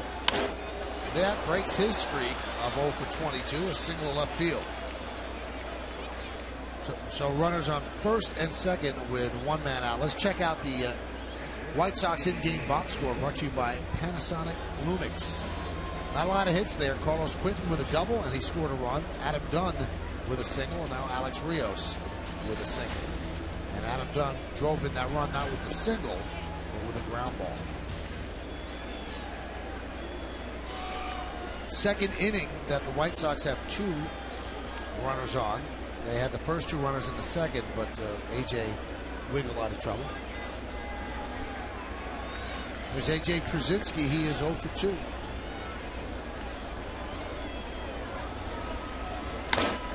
This could be 2. Tough hop. There's 1. On to first. It's a double play. A.J. Burnett pumped his fist as he walked off the mound, appreciative of the twin killing. No runs a hit, no errors, and 1 man left. At the end of 6 1/2, it's time for the 7th inning stretch here at the stadium. White Sox lead the Yankees 1-0. We're going to stay right where we are and honor America in the Bronx.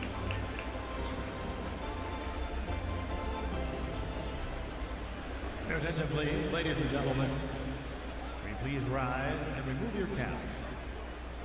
Please direct your attention now to the microphones behind home plate, and welcome 2 of the stars of the hit musical Mama, I Wanna Sing, Amaya Noel Higginson and Elijah Ahmad Lewis. In honor of the servicemen and women stationed around the globe, they will now sing God Bless America. God bless America, land that I love. Stand beside her and guide her through the night with the light from above. From the mountains to the prairies to the oceans wide and far. God bless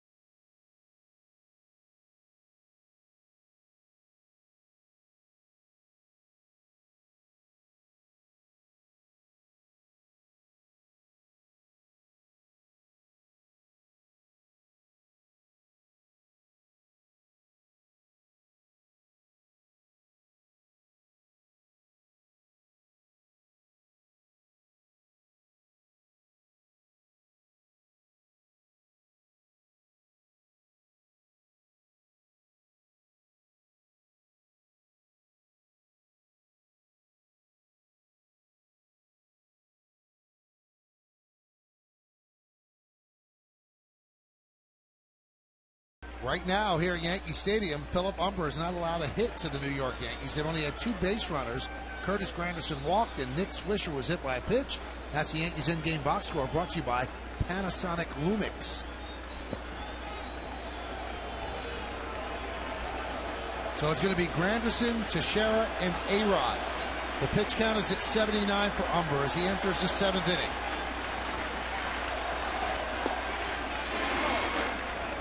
Pitch is low, 1-0.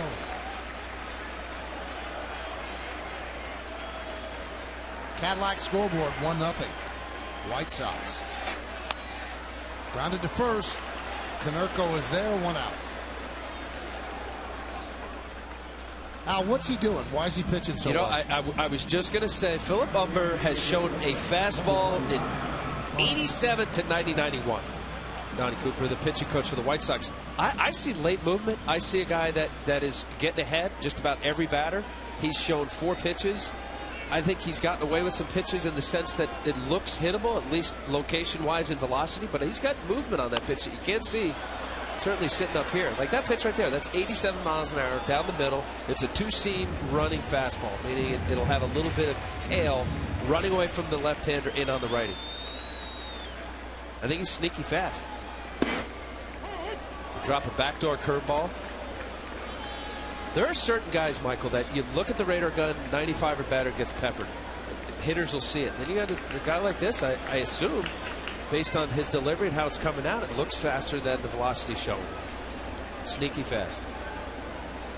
But the thing that makes you wonder is that he really never pitched like this in the big leagues. And he's putting together one for the ages. 1 out here into the 7th inning. If that was his style, then I'd understand it, but he came in with a 4.42 ERA. Yeah, for a guy coming into tonight's game, 31 games, he only had 5 game starts coming into tonight's game. So 6 game starts, 32 games. Just missed with that one, so now the count is full. He did have a good start against Tampa Bay for his first start after 2 relief appearances, 6 innings, 1 run. Humber working quickly, deals the 3-2, and he walks to Shea.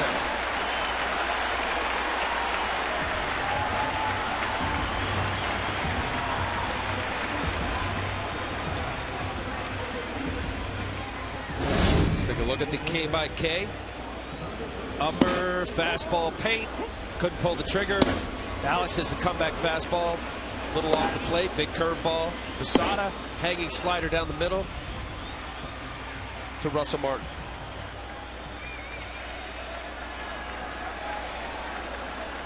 He's had a workout of the stretch just 3 times with his 2 walks and 1 hit batter. And here's Alex Rodriguez.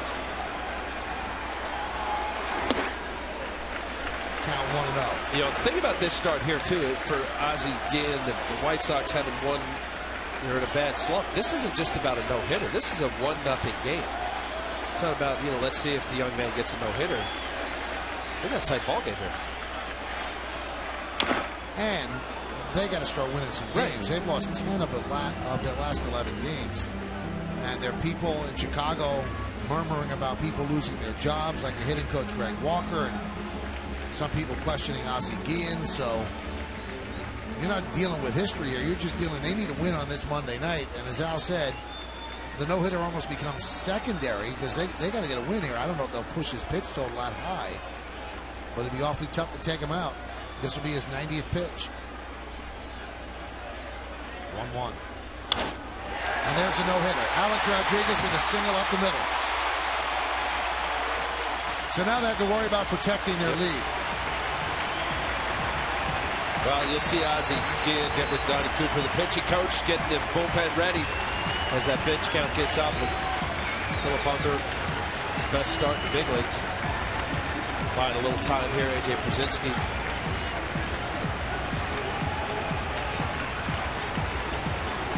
Now it's preserving a win for the White Sox.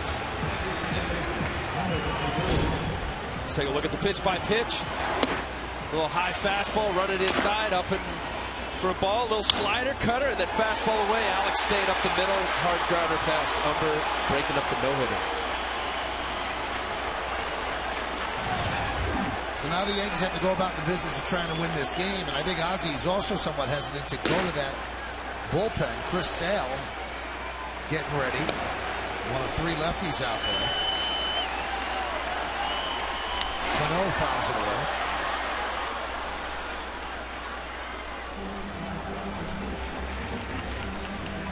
Chris Sale has struggled, and it is a bullpen by committee ever since Bobby Jenks signed with the Red Sox. They tried him at closer, sidearm, tough breaking ball, good fastball. Matt Thornton also. A lot of lefties, switch hitters in the Yankee lineup. Short porch to right. Just missed that pitch. Count 0-2. Fouled it straight back. Cano wants that back. You said it, Michael. You didn't even read his lips here. This is a slider supposed to be in on his hands, middle away. Hitting the ball straight back. Your timing's right. You just got underneath it slightly.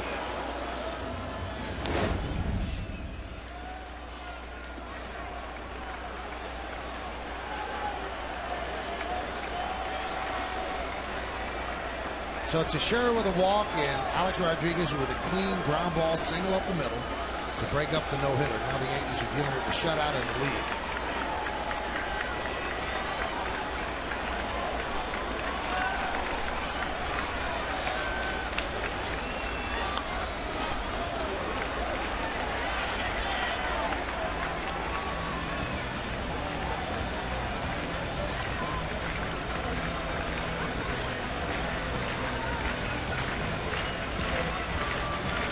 How tough is it to collect your thoughts after you lost a no-hitter? You know what? In a game like this, I think you better do it quickly. There's no doubt about it. With very little wiggle room, 1-0 lead. It's upsetting, of course, initially. You're thinking history and you have a chance to be part of something special. Got to change the page quickly. Swing and a miss, and he did by striking out Cano. Just enough velocity showed Robinson Cano. A lot of sliders, and Robinson cannot lay off that high fastball. Just kept running up in the zone for a ball and chasing out of the zone. Good pitch. Defensive count. He's ahead in the count. 1-2. You know, often pitchers are taught to keep the ball down in the zone. You know, ball low is hard to hit out of the ballpark. Elevating higher than high is very effective, as we just saw with Robinson Cano swinging through it, especially after a dose of breaking balls down the zone. Here's Nick Swisher.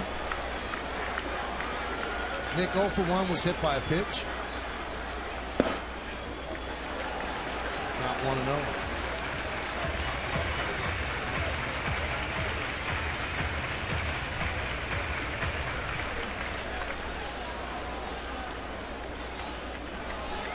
Has not had a home run this year in 19 games, the longest drought to begin a season in his career.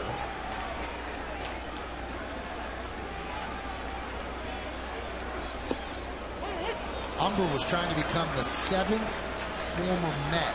I'm sitting next to one of them to pitch a no-hitter. And the Mets have never, in the history of their franchise, had a pitcher pitch a no-hitter.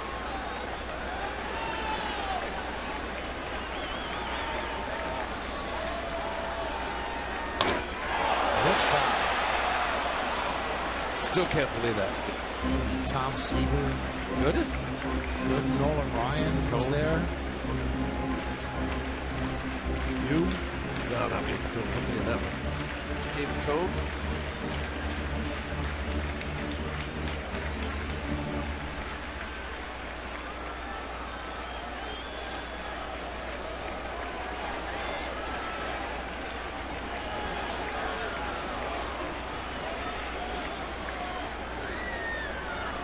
One, two.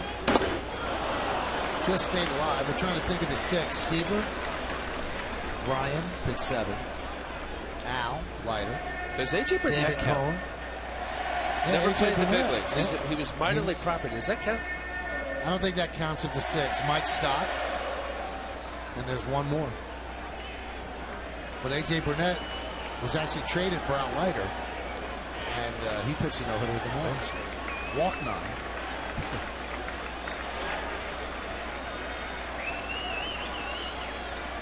The 1-2. Grounded foul. Just wrapping the breaking ball. He's seen a succession of 4 sliders. I guess they're sliders at 81 mile an hour. Or an overthrown curveball. Some location-wise look hittable.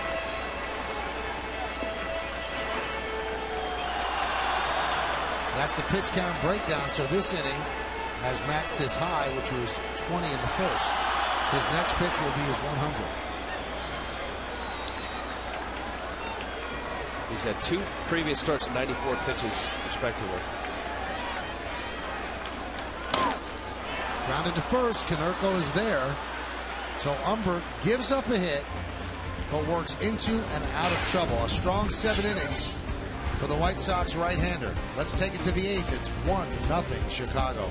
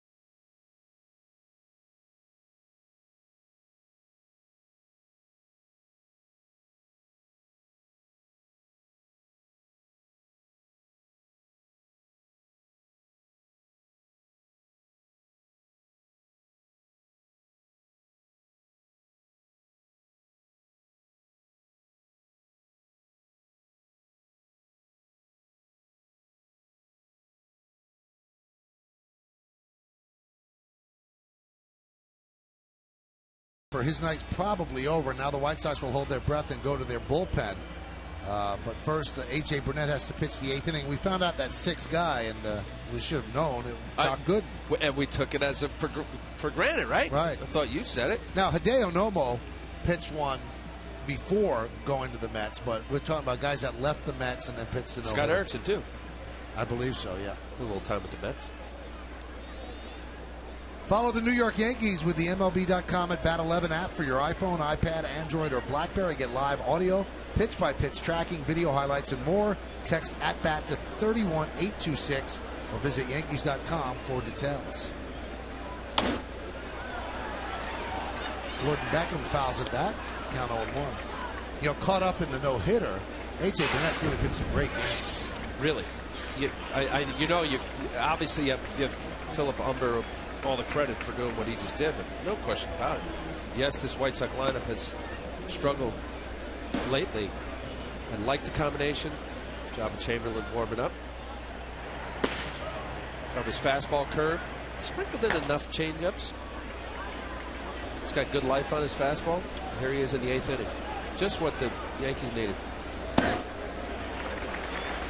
And the Yankee starters have given them some good outings lately. The 8-inning outing by CC Sabathia on Saturday. Yesterday, Freddie Garcia was just amazing in 6 innings. 6 shutout innings for him. And now A.J. pitching into the 8th.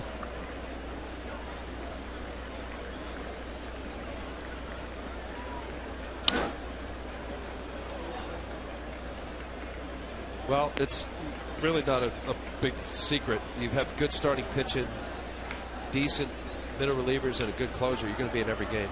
Certainly win the games that you're supposed to. You mentioned Freddie Garcia. I watched that game.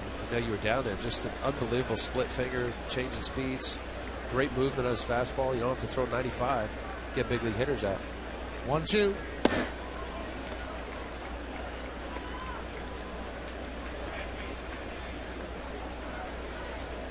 Cologne up in Toronto. Yep.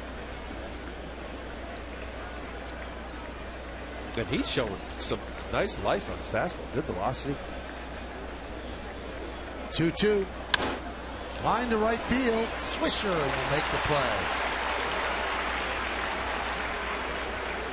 Well, today and throughout the Yankee season on Yes, we're asking you to vote along with us for the Chevy Player of the Game. You can text your vote to 58772. You can vote online at yesnetwork.com. Today's candidates are number 1, Philip Umber, number 2, Adam Dunn, number 3, A.J. Burnett, number 4, Carlos Quinton.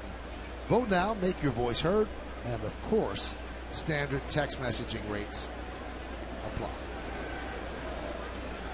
Here's Brent Morrell.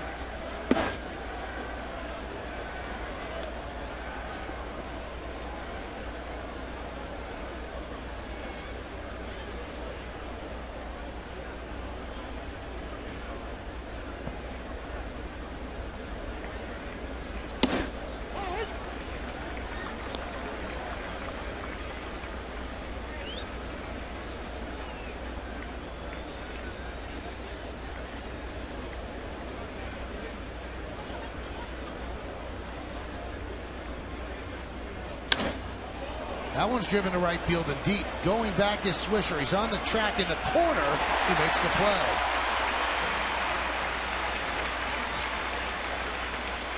Come out to the stadium this Thursday, April 28th, for a special giveaway when the Yankees take on the White Sox and partner with Keep America Beautiful to celebrate Earth Day.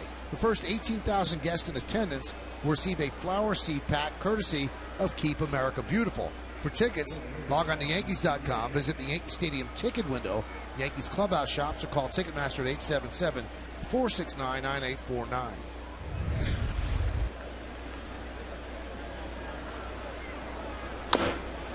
Grounded off the foot of Pierre. Nice job from A.J. Burnett. To 8th inning here, attacking these hitters. Off the front foot there. No guard on the shin guard. It wouldn't have helped. Yeah, it would have. The top of the foot does not feel good, obviously.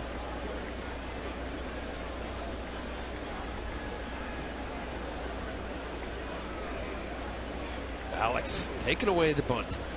Potential bunt. Ground ball is short. Cheater will get Pierre. 8 strong innings for A.J. Burnett as the White Sox go down in order. 1-0 Sox.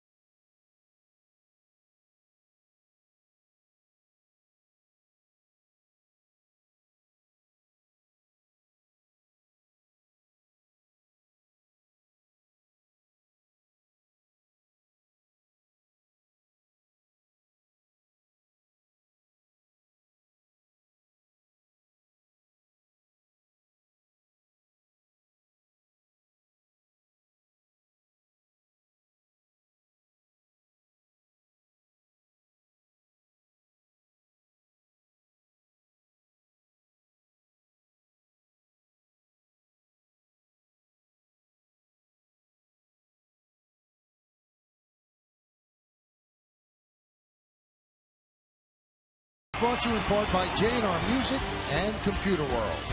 And by Toyota, the official hybrid of the New York Yankees.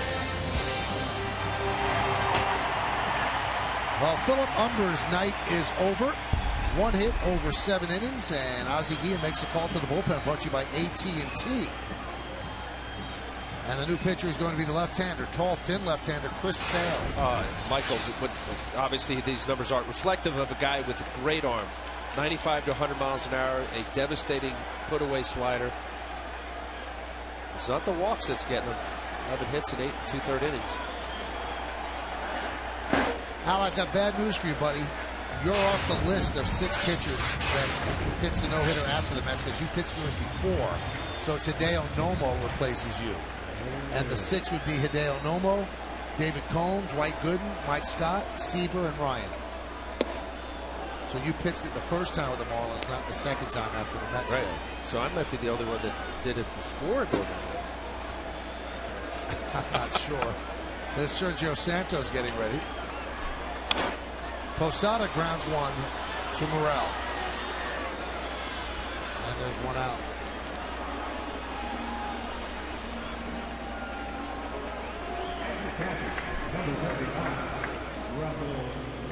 Bit of a slinger, as you see these few pitches to Posada.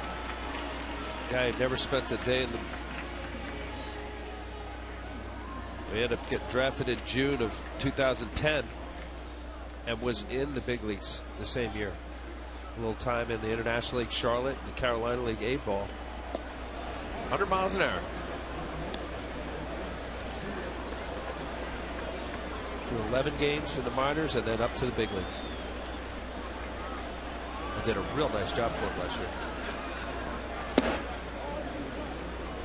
Well, they thought that he was going to be their closer eventually, but he has not pitched that well this year. But no one really isn't taking the closer role by the throat.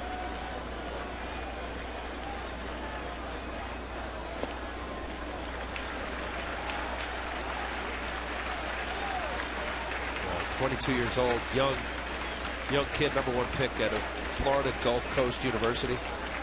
White Sox have blown 6 saves, the most in the American League.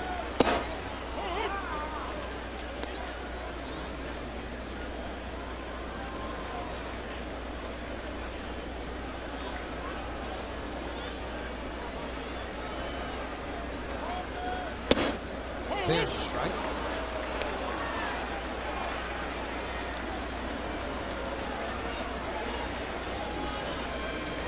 Andrew Jones on deck to pinch hit for Brett Gardner. Strike 3. Martin down looking.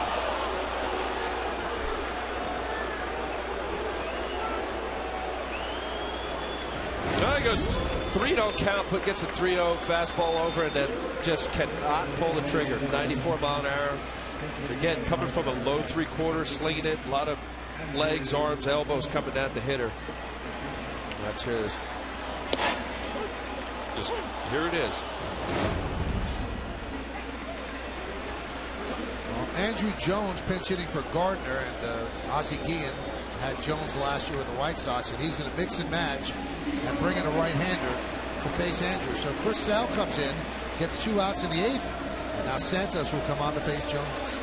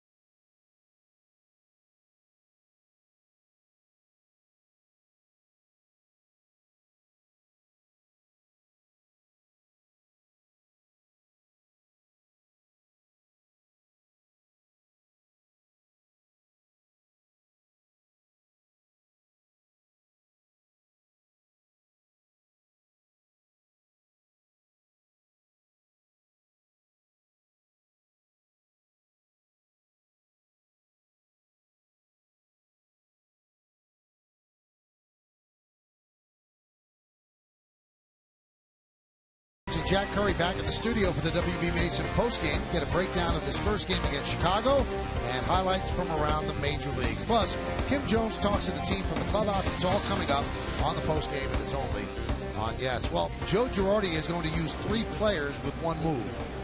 Brought in Andrew Jones to pinch hit for Gardner. Ozzie Guillen then counters by bringing the right-hander Santos. Now Girardi has Eric Chavez on the bench. He sends him up to pinch hit for Jones. And then playing left field, he's going to have to be Eduardo Nunez. So he's going to use 3 players for this 1 move.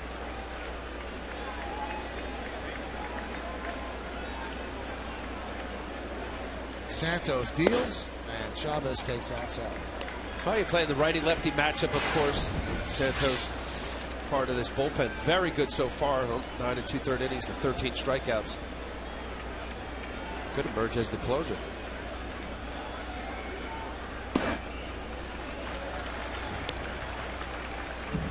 And just from that move, that tells you that Girardi was not comfortable with the lefty Gardner, who's been struggling against Sale, throwing 100 miles an hour. So he knew that Ozzie was probably going to counter with the righty. If not, then he would have been comfortable with Jones against the fastball and left-hander. Chavez comes through and hits one past the diving Konerko. Konerko is playing close to the line to guard against the double. So Chavez picks up a pinch hit single. Right, a good count. 2-0 fastball, down and in. Nice juicy zone for every left-hander I've known. No doubles. Konerko, as Michael just said, out of his outstretched reach. Good first baseman over there. Heart smash.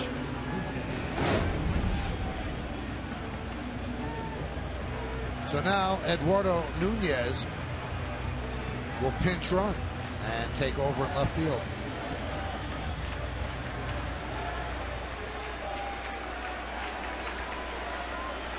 Will they have him try to steal against Brzezinski?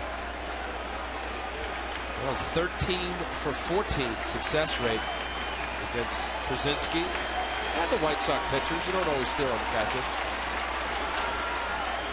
Runner goes. He goes immediately. Throw to second. Not in time. Nunez did not waste any time, and just like that, boom, he's in scoring position. I like it. You know, look, Santos, so these relievers, they don't compromise a leg kick as he did looking in. Shouldn't do that. Keep your head down, especially with 2 outs. Fastball down the dirt. Good pitch to run on, even though it was a fastball. Quick snap tag from Ramirez. This is a... Well, he got in there fairly easily. Right away, jump out of there. Now 14 for 15.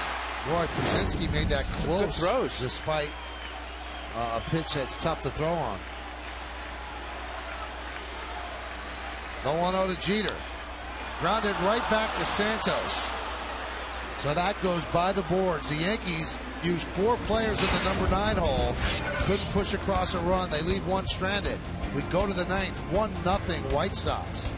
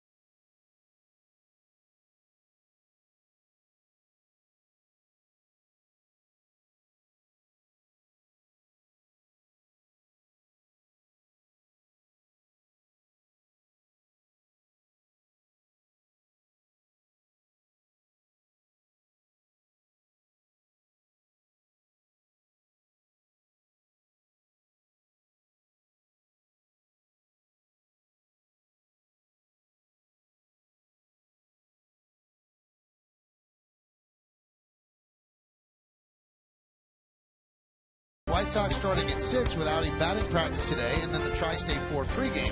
Then after the game, which is on my 9, come back to Yes for Yankees Extra Innings presented by Tri-State 4. And Wednesday, we'll have full coverage starting again at 6 with the game also only on Yes. Well, A.J. Burnett's night is over. Eduardo Nunez is making his first regular season appearance in the outfield. He played in the outfield in spring training, and that's why he made the team over Ramiro Pena, because he's that versatile that he could play infield and also was fairly proficient in the outfield. And here's Soriano, who could not pitch the previous 2 games because of a sore lower back, but he feels okay, and he will pitch the 9th inning.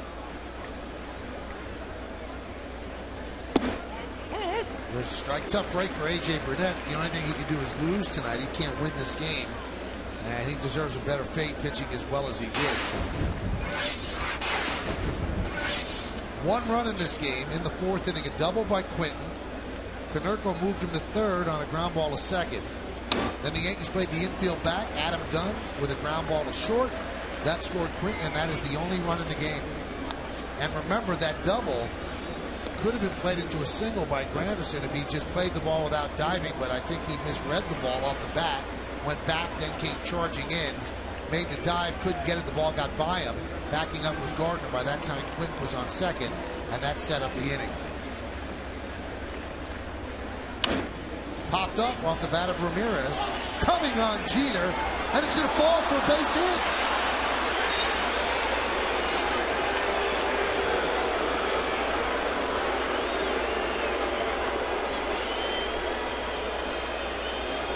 Jeter's playing back on the lip of the outfield grass, and it was a short pop-up, and Soriano never went for it. He just gave way. He thought the infielders would get there, and they couldn't get there. Well, let me say this, Michael. When you get an infield pop-up, the pitchers are taught to let your infielders field the ball. But in this case, if this doesn't have much hang time, Soriano sees this as a ball that has a lot more hang time than it did. You don't give up that quickly. Yes, you're taught, let your infielders, they get paid to field. That was a long way, didn't have enough hang time. I don't know whether it didn't look like Derek got a bad jump at any stretch. Just didn't have enough air under it. And there's a strike to Carlos Quinton.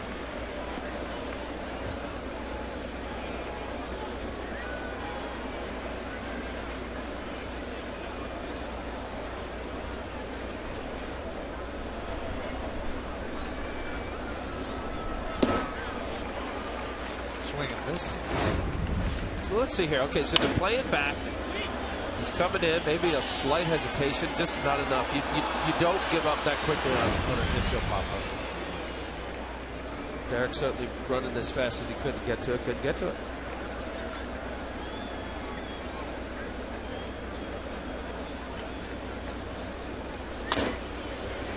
Let's see if they can turn 2. There's 1. That's all they'll get.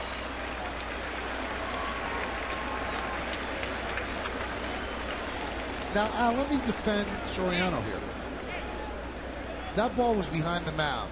He delivers the pitch. He comes down the front of the mound. In order for him to get to that ball, he'd have to go up the front of the mound and then down the back of the mound.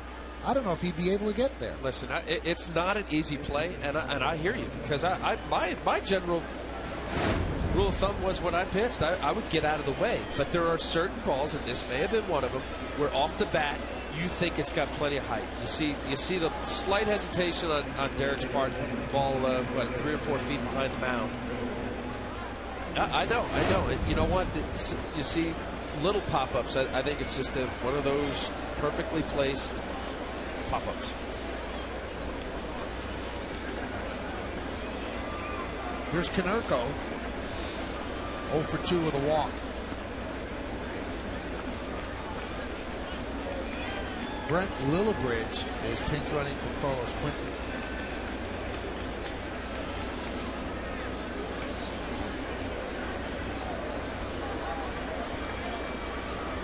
And he goes. Pitch is popped up. It'll be out of front.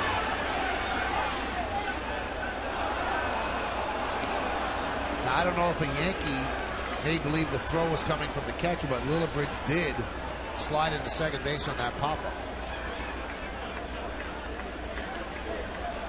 Sometimes infielders will do that when it's popped up in play.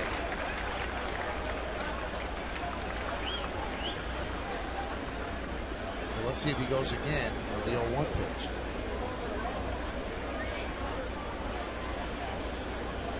Two stolen bases, caught twice.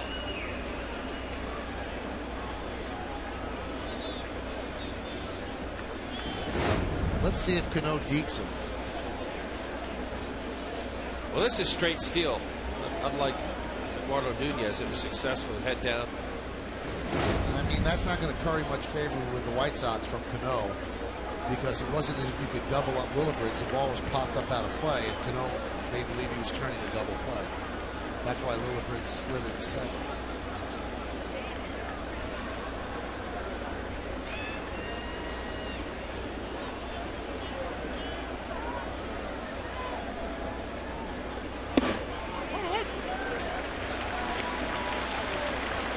Soriano throws enough sliders, gets slider happy, especially to right-hander. See the pitch right there. Konerko could not pull the trigger.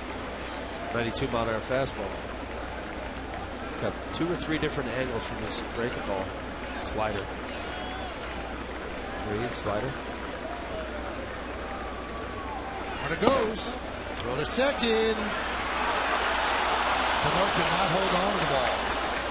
Willibridge slid right into the glove, and the ball was dislodged. So a stolen base for Willibridge.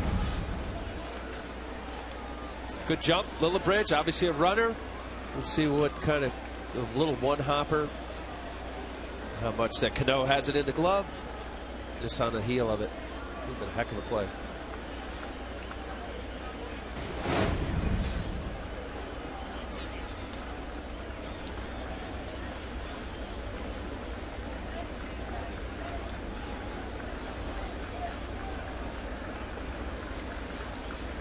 Two.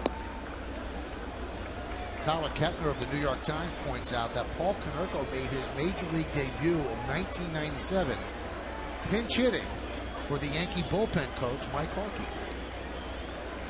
So Mike out in the bullpen now, watching Konerko as a veteran. I think of Harkey as a Cub.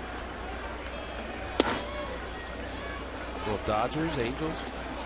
Konerko started with the Dodgers. Yeah. I think of Harkey more as a Cub. Yeah. Teammate of Joe Girardi, first rounder, UCLA.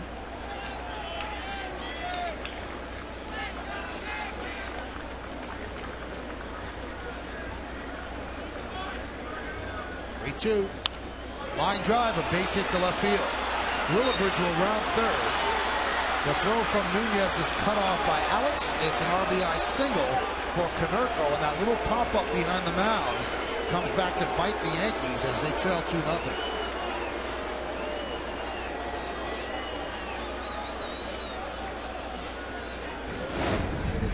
Well, not only the little pop-up, the stolen base, and now slider from a very good hitter. Konerko gets this pitch running away from, able to hook it for his 17th RBI in front of Nunez. Good speed from Willibridge, easily getting home. So now it's 2-0. And here's Adam Dunn. Count 1-0. Good numbers against Soriano. 3 for 6. 1 of the 3 a home run.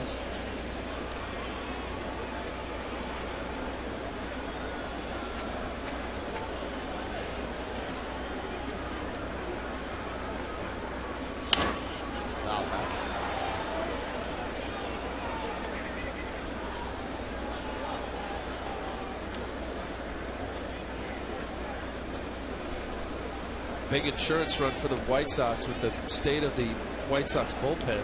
Nobody warming up right now. Looks like maybe Sergio Santos would get the closing role here with Granderson leading off. Foul back.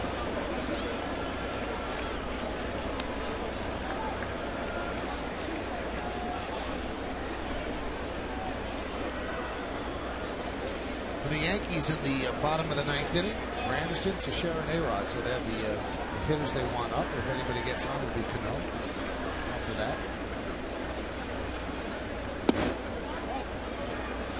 Count 2-2.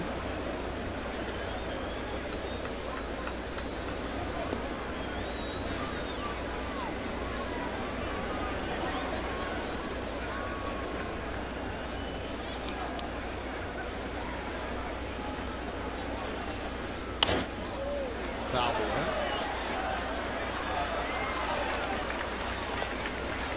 A little bit of a mist over Yankee Stadium. Let's hope that's a foul. A little misty. Wind kicking up.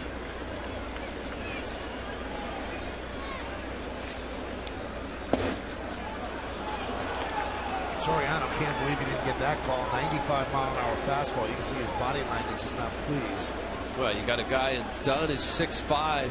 Obviously a big strike zone. Looked a little bit above the belt. Sam Holbrook saw it as a high pitch. Runner goes. That pitch is high, so runners on first and second. Still just one out. And the crowd starting to get a little restless now with Rafael Soriano. Soriano's so dominant last year as a closer for the Tampa Bay Rays, and he has certainly shown signs of that, but he's still adapting to this role of not being the closer, and he knew that coming in when he signed the deal. He's a setup man for Mariano, and sometimes he's going to come in where it's not a safe situation. This is just a hold it at 1-0, and it's already 2-0, and you don't want to let it get out of hand and give the Yankees a shot in the bottom of the ninth. Well, especially for any reliever, Michael. 6 walks in 8 in the third innings. Now 7 walks. You know, and this guy, as you just mentioned, a phenomenal year he had in Tampa Bay. He was a strike thrower, and he is a strike thrower.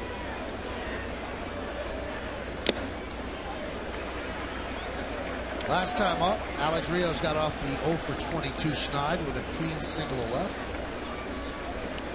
About a 40,506 here at Yankee Stadium.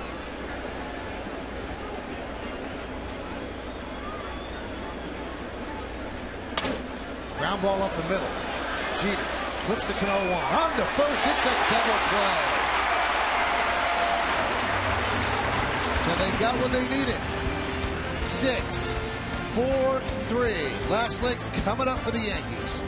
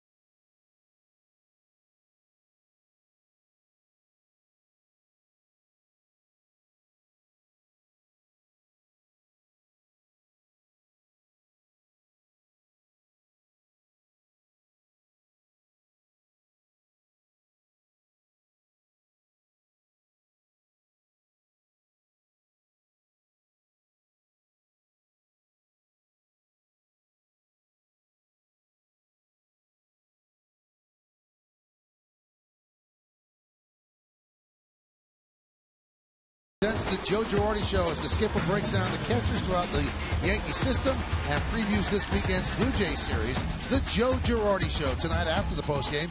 Catch an all-new episode Sunday at 5, only on Yes. Well, do the Yankees have a rally in their bones? They're down 2-0. They managed just 2 hits.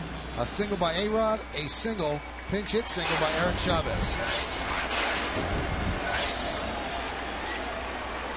So Santos deals to Granderson. Pitches high. It'll be Granderson, Teixeira, and A-Rod. 6 blown saves as a team for the White Sox, the most of any team in the American League.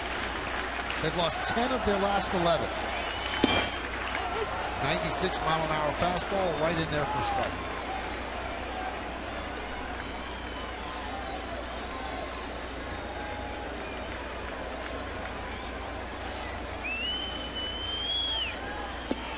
Inside. Well, the scouting report held up on the White Sox offensively. They didn't do much. They did break a string of 23 straight innings without scoring, but they certainly did not pound A.J. Burnett and got just 1 run off him and 1 run off Soriano. Line drive down the right field line. It's a base hit. Willibridge gets the ball in. A leadoff single for Granderson. And when you're a team that has blown leads, now this 9th inning becomes a case of you looking over your shoulder and wondering what can go wrong. And also, too, for Ozzie Guillen, because of these blown leads, Sergio Santos has got an opportunity here. Obviously, when you know that your team's been struggling, you haven't been winning, the offense hasn't been doing much. Good start here in the 9th. That extends Granderson's hit streak to 9 straight with that single here in the 9th. And the pitch to Teixeira is outside.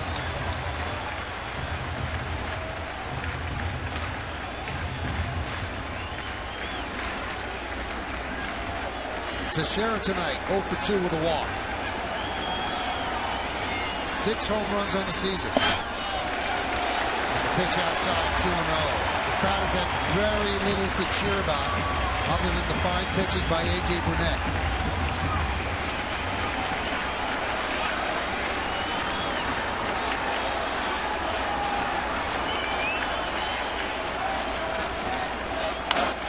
Grounded right to Konerko. Let's see if they turn 2. There's 1. On to the pitcher covering a 3-6-1 double play.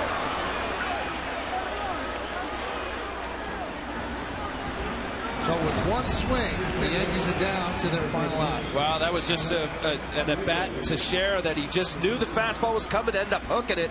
Santos, a converted infielder, makes a nice play here from Lexi Ramirez. Finds the bag. 3-6-1 double play. Here's Alex Rodriguez.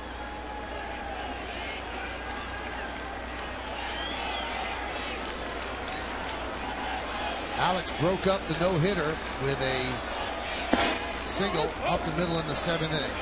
No-hitter by Philip Umber. He carried it 1 out into the 7th. Holbrook called that a strike.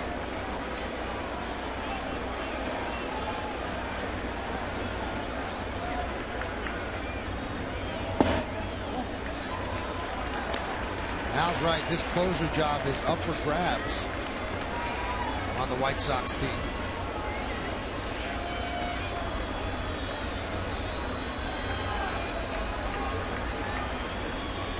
Oh, 1-1. Popped up. Konerko near the Yankee dugout, but it's on the roof.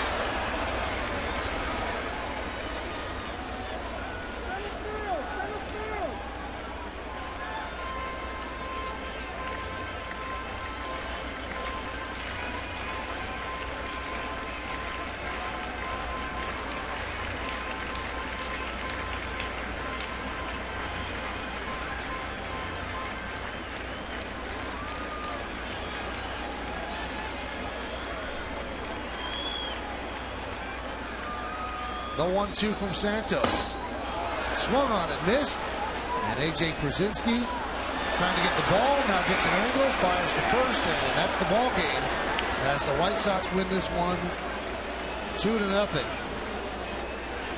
In the 9th inning, no runs a hit, no errors, and because of the double play, nobody left. And stick around for the postgame show to find out who's today's Chevy player of the game. The Yankees waste a fine pitching performance by A.J. Burnett. They couldn't muster anything offensively against 3 White Sox pitchers. We'll come back to wrap it up and the postgame after that.